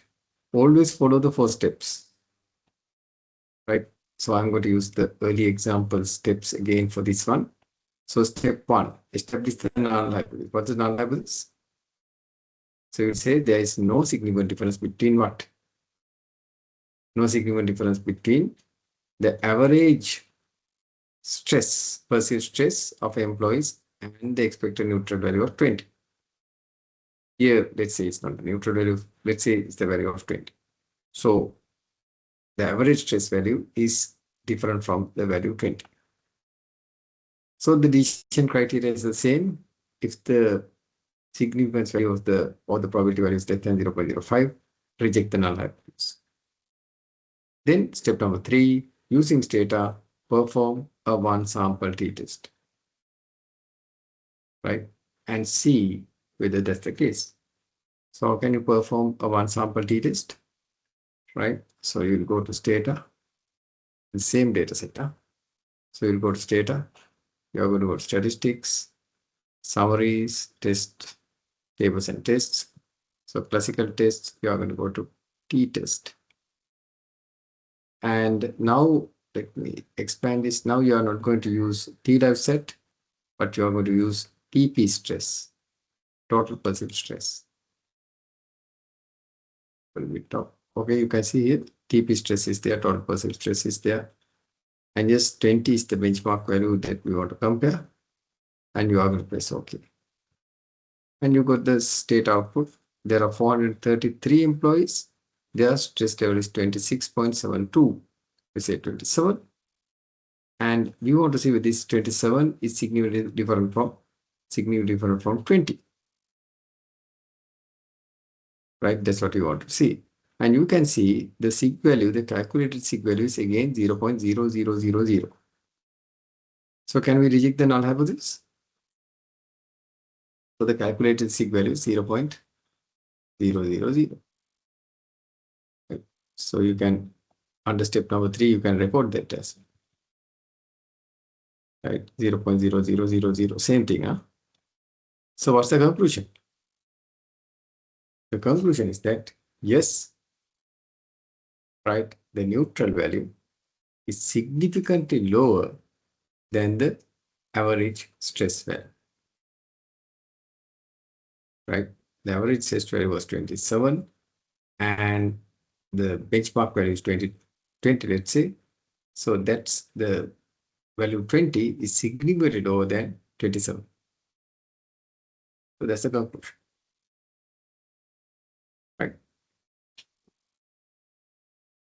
Is that clear?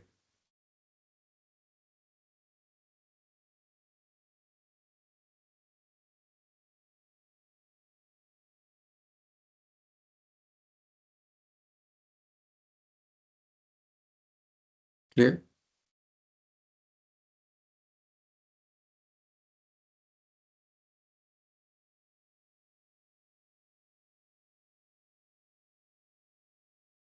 Students, are you with me?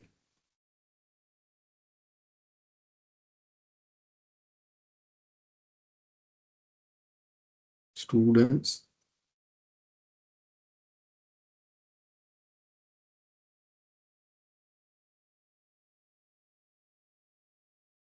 Magisha?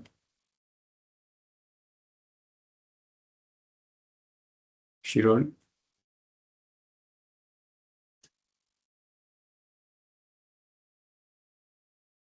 Hope you can hear me. Yes, sir, we can hear you. Okay, my God. I was thinking that I was speaking myself, right, alone. Intrapersonal, I thought I was engaging in intrapersonal communication, right? Okay, is this clear?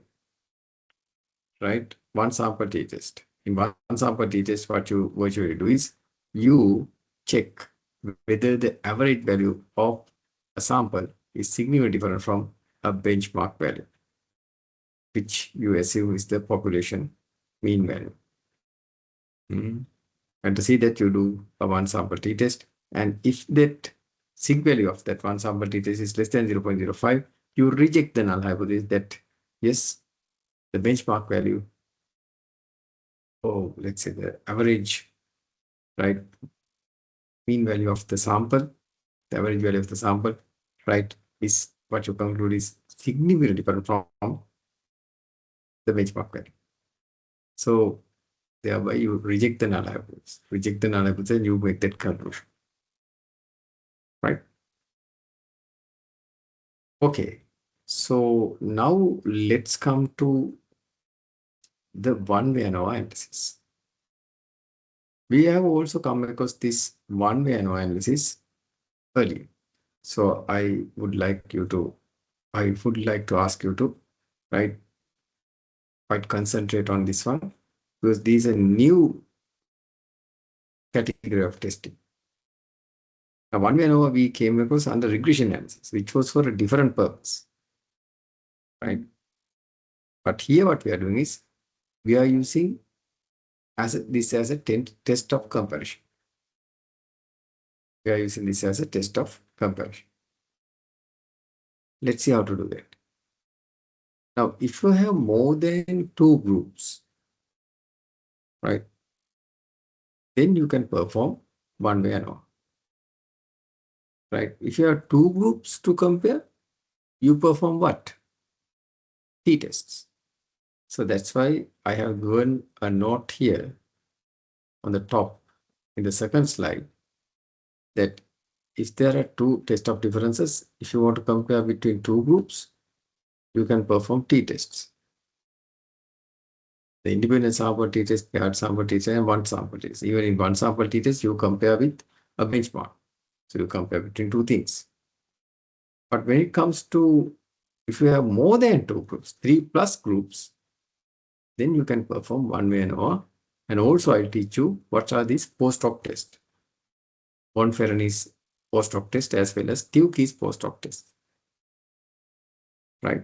I'll teach you those. So here why you perform one-way ANOVA?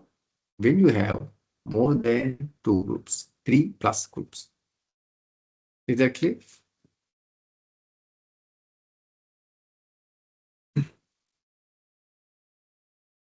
Is it clear?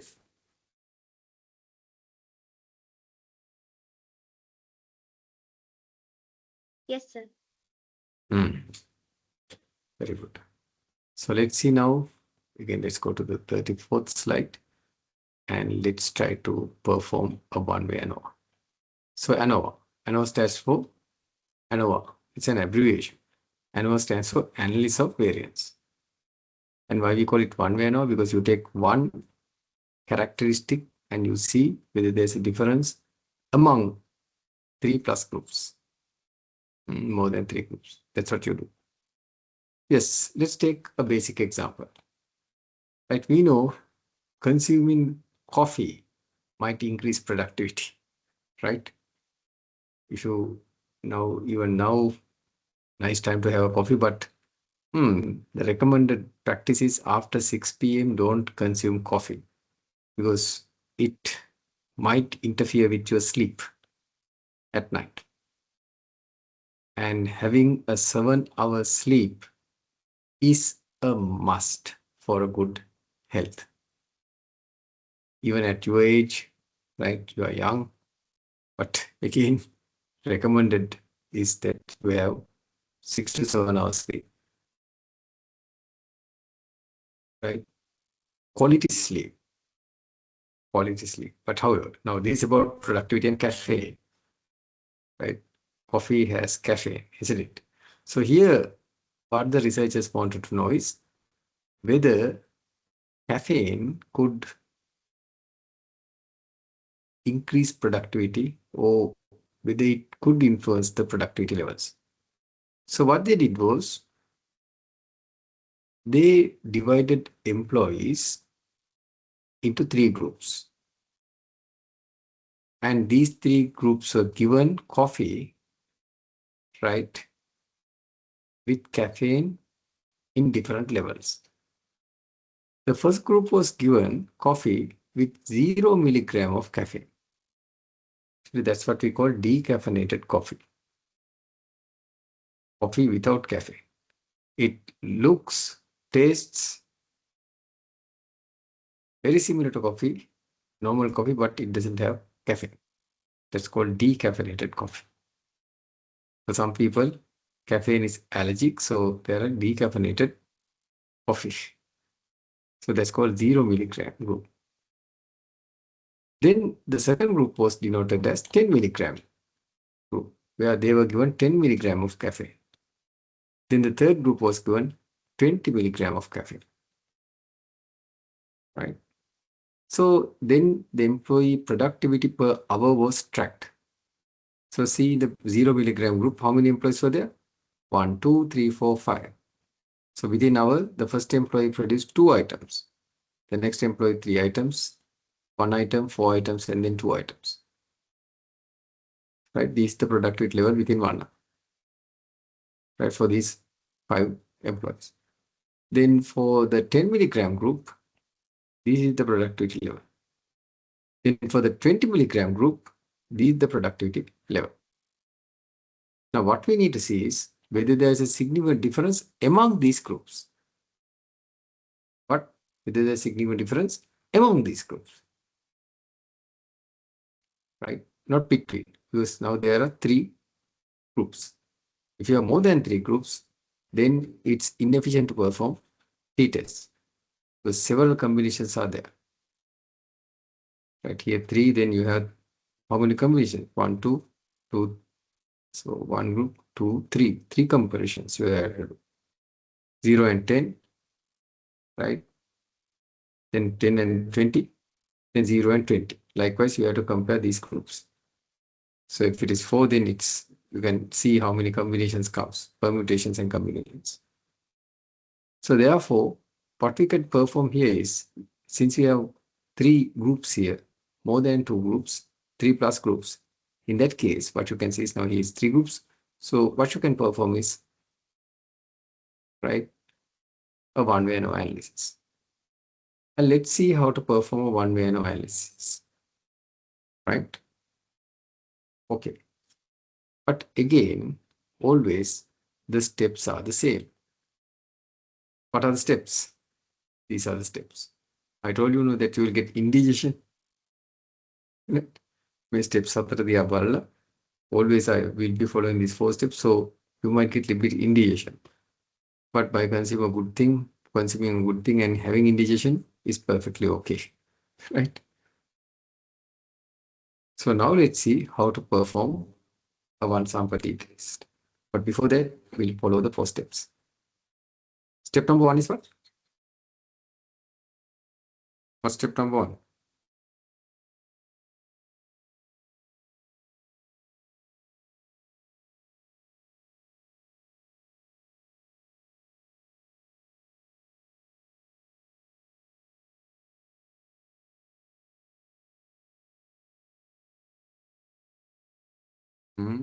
What's step number 1? Establish the null hypothesis. Establish the null hypothesis. Under the null hypothesis, what you need to do is assume that there is no difference among the 3 groups regarding their productivity. So we assume there is no significant difference among the 3 groups. Then comes step number 2, establish the decision criteria. What's the decision criteria? If the p-value or the sigma value is less than 0.05, reject the null hypothesis. Reject that. Then step number 3, using data, perform one-way ANOVA analysis and calculate the p-value or the sigma value. That's what you have to do. Shall we do it together? Now to do that, you need to download the caffeine, right, and productivity dataset. So I have put that into the LMS. Can I put that downloaded? Let's go to the LMS. Okay, here you have So we have light bulb, then caffeine and productivity. So please download this data file, status session 5, caffeine and productivity file. Right? And let's open that. To open that, I'm going to go here.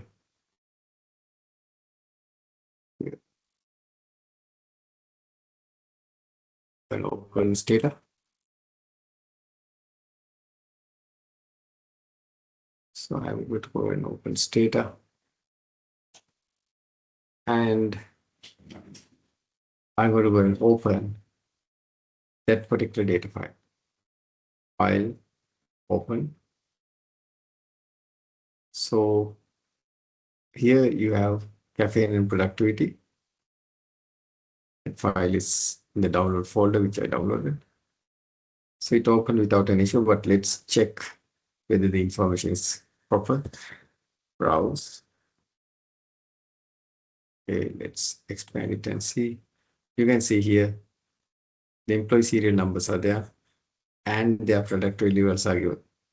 0 milligram group, 10 milligram group, and 20 milligram group. You can see nicely here, this is the first set of employees who consumed decaffeinated coffee, 0 milligram group. They did not know it's decaffeinated, right? Which we call placebo, right? Their productivity levels are given. You can see the productivity levels are listed in this column. Then 10 milligram group is there. Then you have the 20 milligram group, right? So it's quite similar to the data set is quite similar to the what? Independent sample t-test data set. In the independent sample t-test, you had only 2 groups. Here you have 3 groups. You can have even more groups, right? If you want. Okay. Right. So you open the data set, that's good, and you check that. That's great. So I'm going to now close this. And then I'm going to perform one-way ANOVA.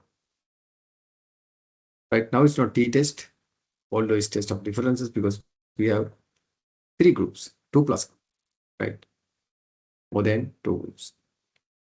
Then how to perform a one-way ANOVA analysis? I have given a small note here.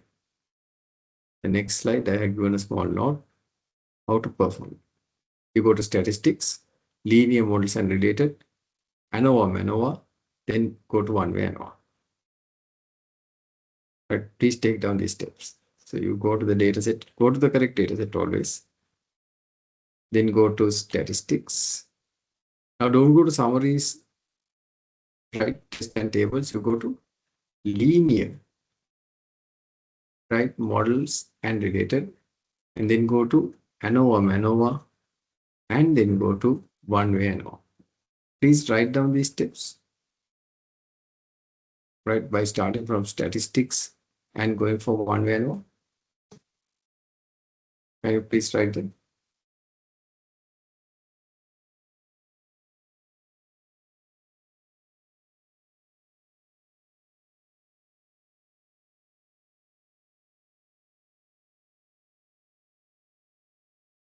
Write these steps.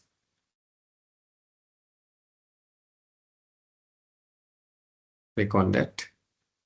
Right. So let's expand this.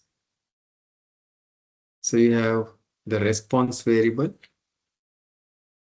The response variable is the variable that we select. That's productivity. You want to compare productivity among these groups. The factor variable is groups. Factor variable is the grouping variable, groups. And also let's put a tick over here, produce summary tables. And you can press OK. So again, what I did, I selected product over here, meaning productivity, and groups over here as a factor variable. And then I checked here, right? Produce summary table. And I went here and I pressed OK. Now you get an ANOVA analysis. On the ANOVA analysis, you can see again, you get a nice summary table. 0 milligram, 10 milligram, and 20 milligram groups are given, and their productive levels are given. 0 milligram group, right? In an hour, their productive or average productive level was 2.4. 10 milligram group, 1.8. Then 20 milligram group, 4.3. So apparently there are differences, but we don't know whether these are significant differences. To see whether there are significant differences, you perform a one-way ANOVA. And you can see here the probability value is given is 0.0006. So please take it down under step number 3. Please take it down under step number 3. Shall we do that? So now you go to step number 3 and you document it. You can see here you have documented it's 0.00006. 0.00006. Right? So now you can safely come into the conclusion. Right? Here it's there 0.0006. What's the conclusion? Can you reject the null hypothesis? That there's no difference? Can you reject or can't you reject?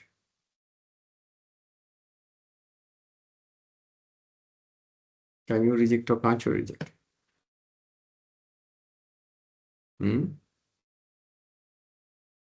You can reject, isn't it? You can reject.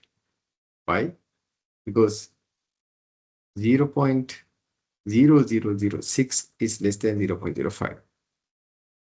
So you could well reject the null hypothesis. You could well reject the null hypothesis. This translates in what? There is a significant difference, right, among these groups, right, on an overall basis. Overall, there are significant differences. Overall, there are significant differences.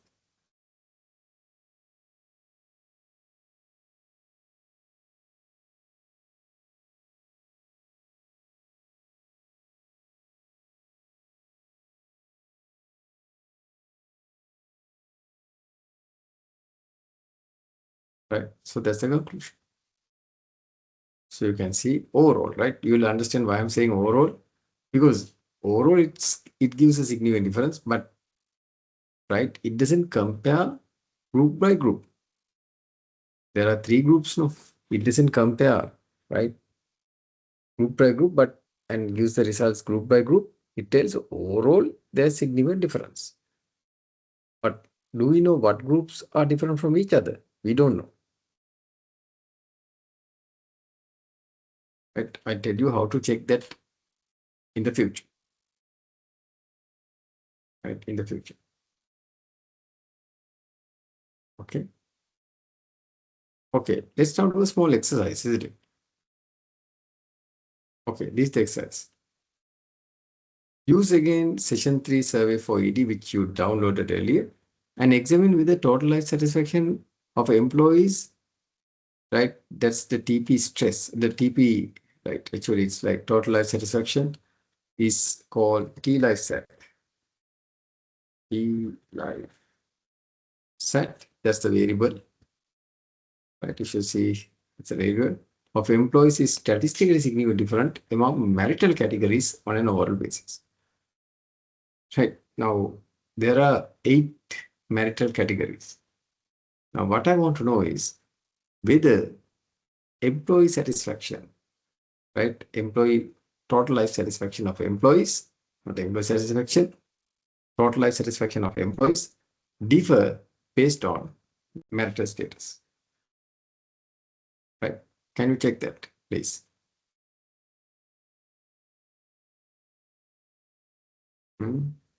Follow the 4 steps. Follow the 4 steps. And tell me whether there are significant difference on an overall basis based on NO. Can you check and tell me?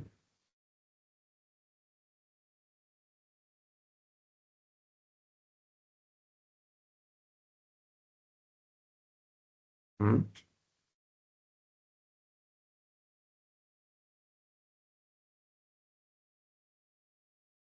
Can you check and tell me?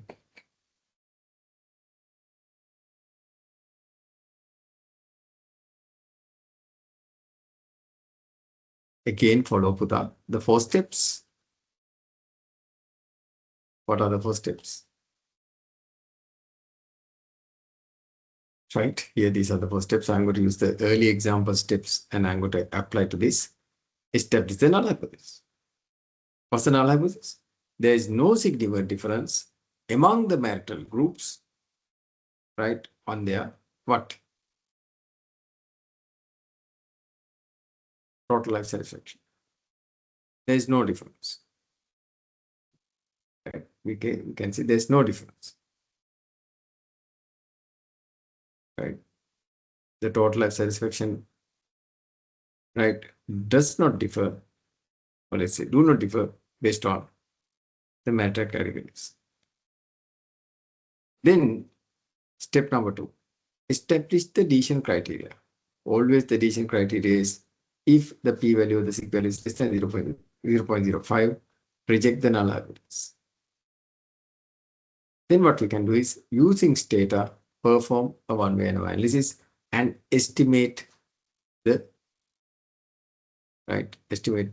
p-value. So yes, let's now open. Right now open. Let's go back, and I think I opened it earlier. Right, okay, here I have opened it. If not, you can go to file and you can go and open. You can open the survey for ED file. Right, the survey for ED file is there. You can open that in the download folder. It's there.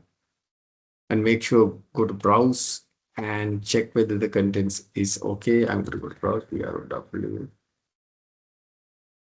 Okay. So yes, it opened well. There's no problem. And now let's perform a one-way ANOVA for marital status, right? In terms of marital status, whether the total life satisfaction differs. Okay, so now we are in step number 3. Okay, so how to perform a one-way ANOVA? You'll go to statistics. Are you going to go to summaries and classical tests? No, you're not going to go there. You're going to go to linear models and related ANOVA, and you'll go to one-way ANOVA.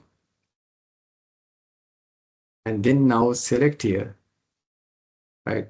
Go down, down, down. Select here total life satisfaction as,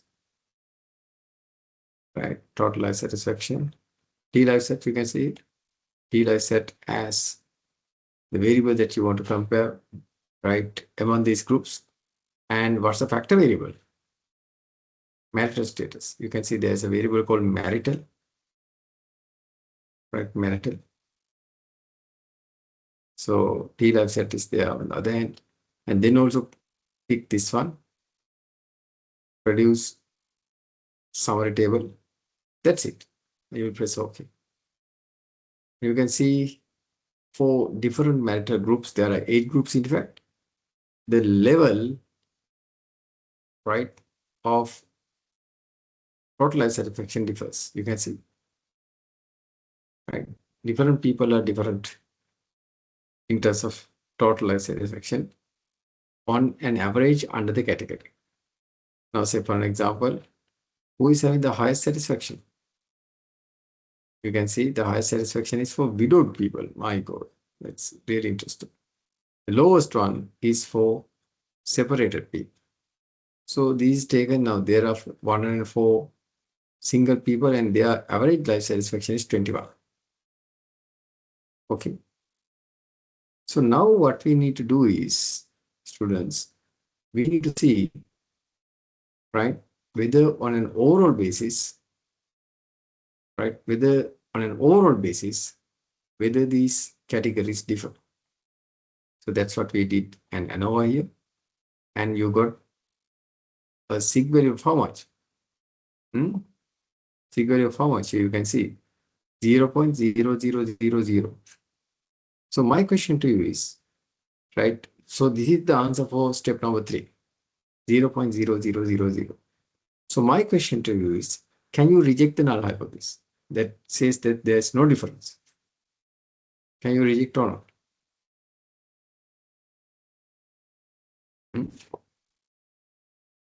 Can you reject or not? You can, isn't it? Because 0.0000 is less than 0.05. So you reject on an overall basis the life satisfaction of these people do not change. Based on the marital status, you reject that. It's in fact different. Right? So I also explained this example, right? I first took the productivity example to teach you one way now. Now I took this particular example, marital status and life satisfaction. Here also it indicates there's no significant difference. No, there is a significant difference among the groups on an overall basis. We don't know which groups are different from each other, but it says on an overall basis, there's a difference. Okay? Is that clear?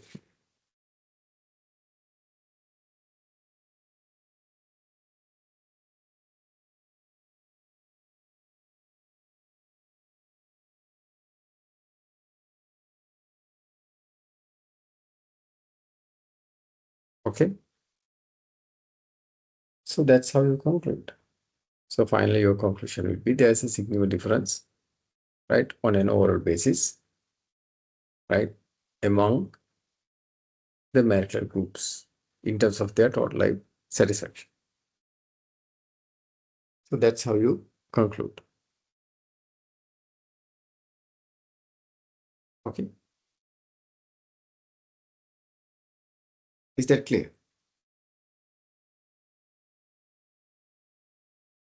Okay. Right. There's one more thing to be discussed. So I'll show you the conclusion also. Basically, the conclusion is the same, right? So you'll come to a conclusion like this. Since the estimated p-value of the sigma value is less than 0.05, the null hypothesis that there is no difference, right, among the marital groups in terms of their total life satisfaction is rejected on an overall basis, right? Thus, these employees do not come from the same population in terms of productivity. Because of their productivity. Okay. Right. Okay. So next day, I think that's enough for today. Next day, Buddha, I'm going to teach you von Ferranis as well as Tukey's post-hoc tests. And what are they? I'll teach you. Hopefully, this weekend. What's this post-hoc test and what's this one way? Right. Von Ferranis post-hoc test as well as Tukey's post-hoc test. We'll discuss that there. Okay. Now time is for what? Attendance. Right. So let me take attendance from you. So please go through this video again, right? In case if you are unable to do it with me, please do it again by watching the video. It's so important. Who knows, on Sunday we'll have an assessment on this. Who knows? I don't know whether we'll have time or whatever. So therefore get ready. Get ready, right? Right. Now let's see how to perform attendance. Right, how to take attendance. So which I'll show you, which I'll take attendance from you.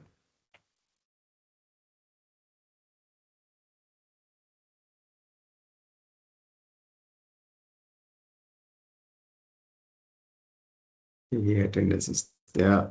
I don't think attendance. So be ready for taking attendance with, right? Yeah. Suspected thing is correct. There's no session created for you. So it's 4th July, isn't it? Time is, we started around 1930. That's 7:30.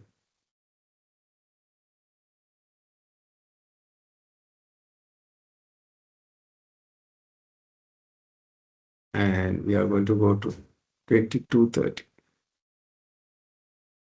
Just 10:30. Right. Okay. Student recording, self-recording is what we require. Allow students. Let's put rotate QR code and let's say add.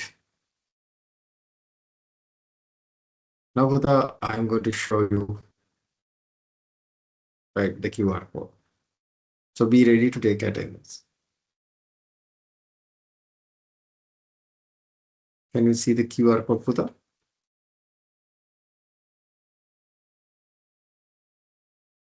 Can you see the QR code?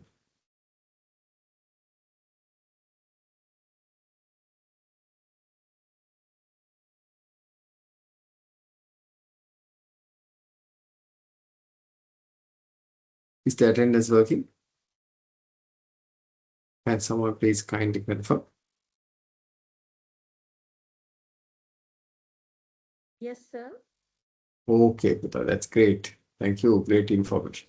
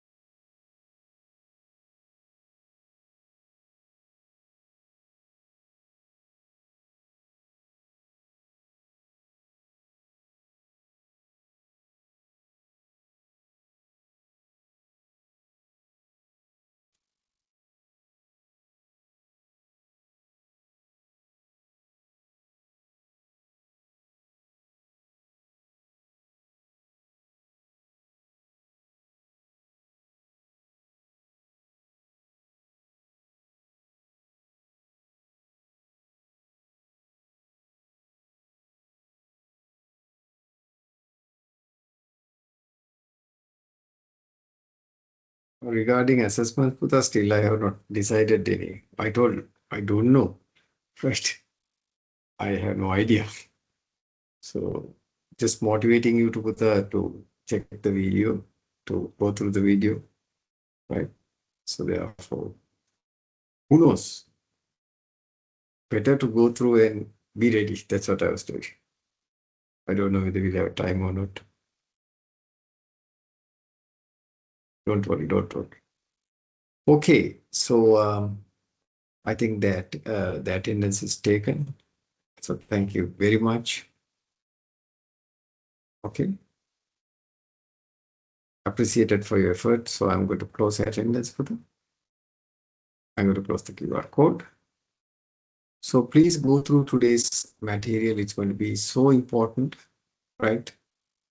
To understand the next thing that I'm going to cover, which is the bond Ferranis as well as Tukey's post-hoc test, which is something related, right? What I'm going to tell you is, I'm going to tell you, right? I'm not going to do it today because it will take another 20, 30 minutes.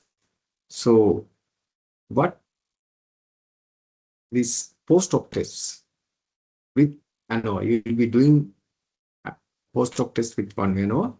What it does is, it gives exact group comparisons. Now, in one way, ANOVA, I told overall whether there's a difference or not, right? Within the groups, whether there are differences or not. What is that's what it says. But on the other hand, it doesn't tell one way ANOVA, right? It doesn't compare one by one. Now, if we look at for an example, right? For an example, if you look at these three groups, right?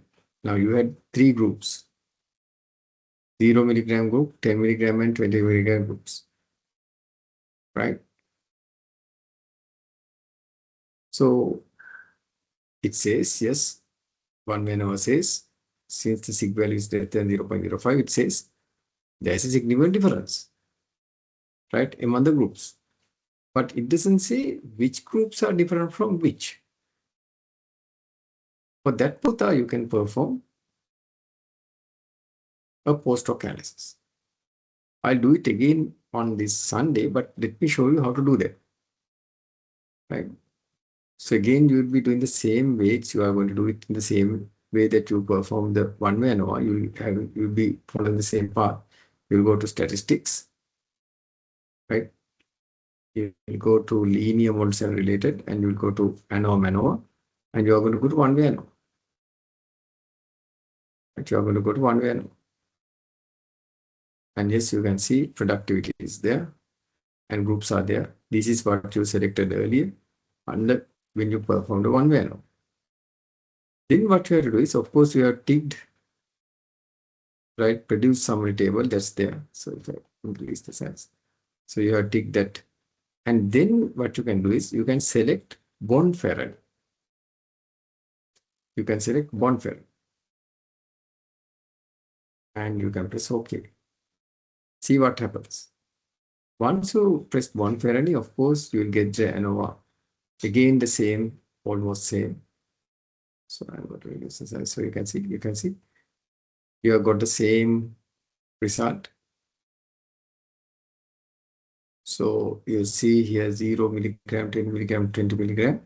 So yes, the same result is there. And the F test indicates that there is a significant difference on an overall basis. But then if you go a little bit down, it says what groups are different exactly with what.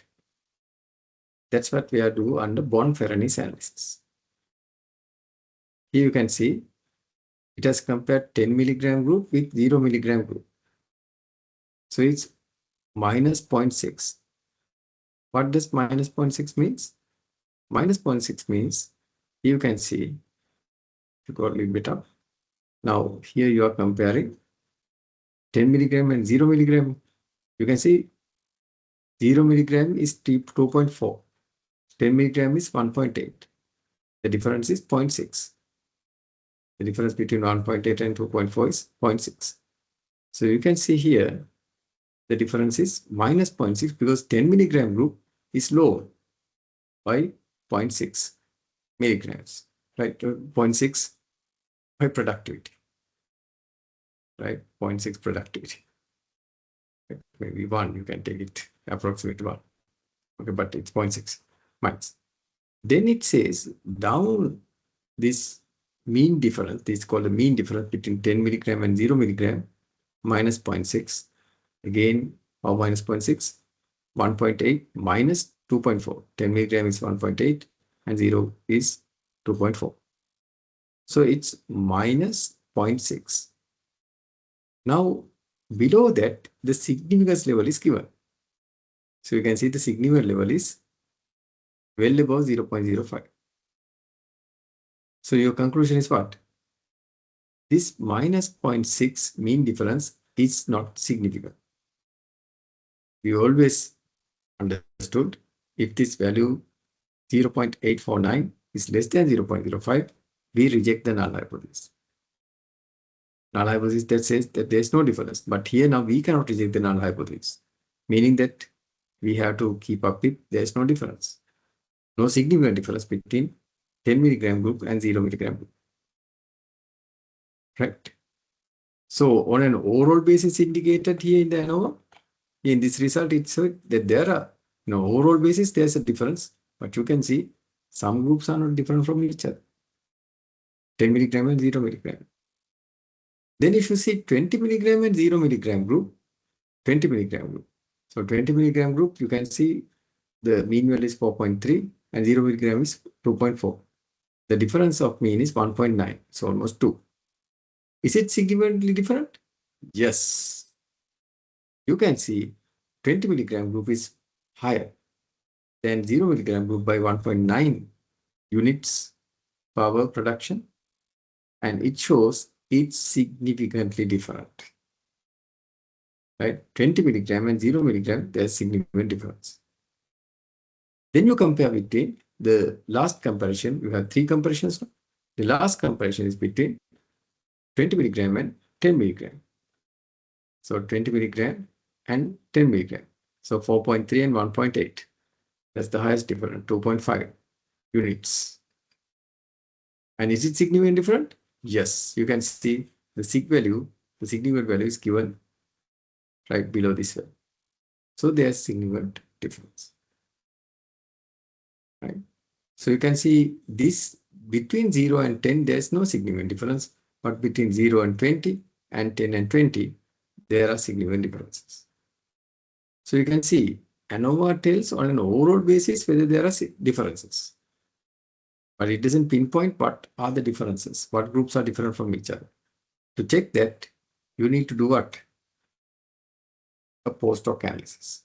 Here we perform a Bonferroni's post-hoc analysis, right? So that's what post-hoc analysis means. I'll teach you more about this on this Sunday as well. Right?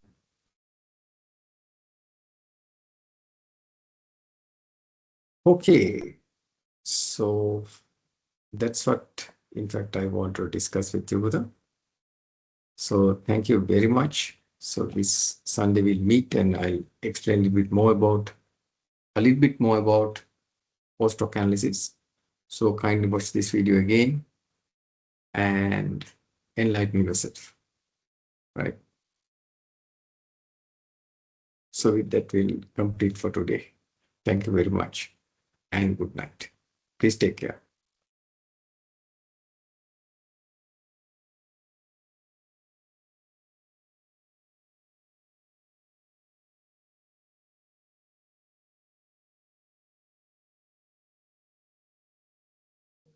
Thank you and good night, sir. Okay, Buddha. Thank you Thank you and very good much. night, sir. Thank you, Buddha. Good night. Please take care.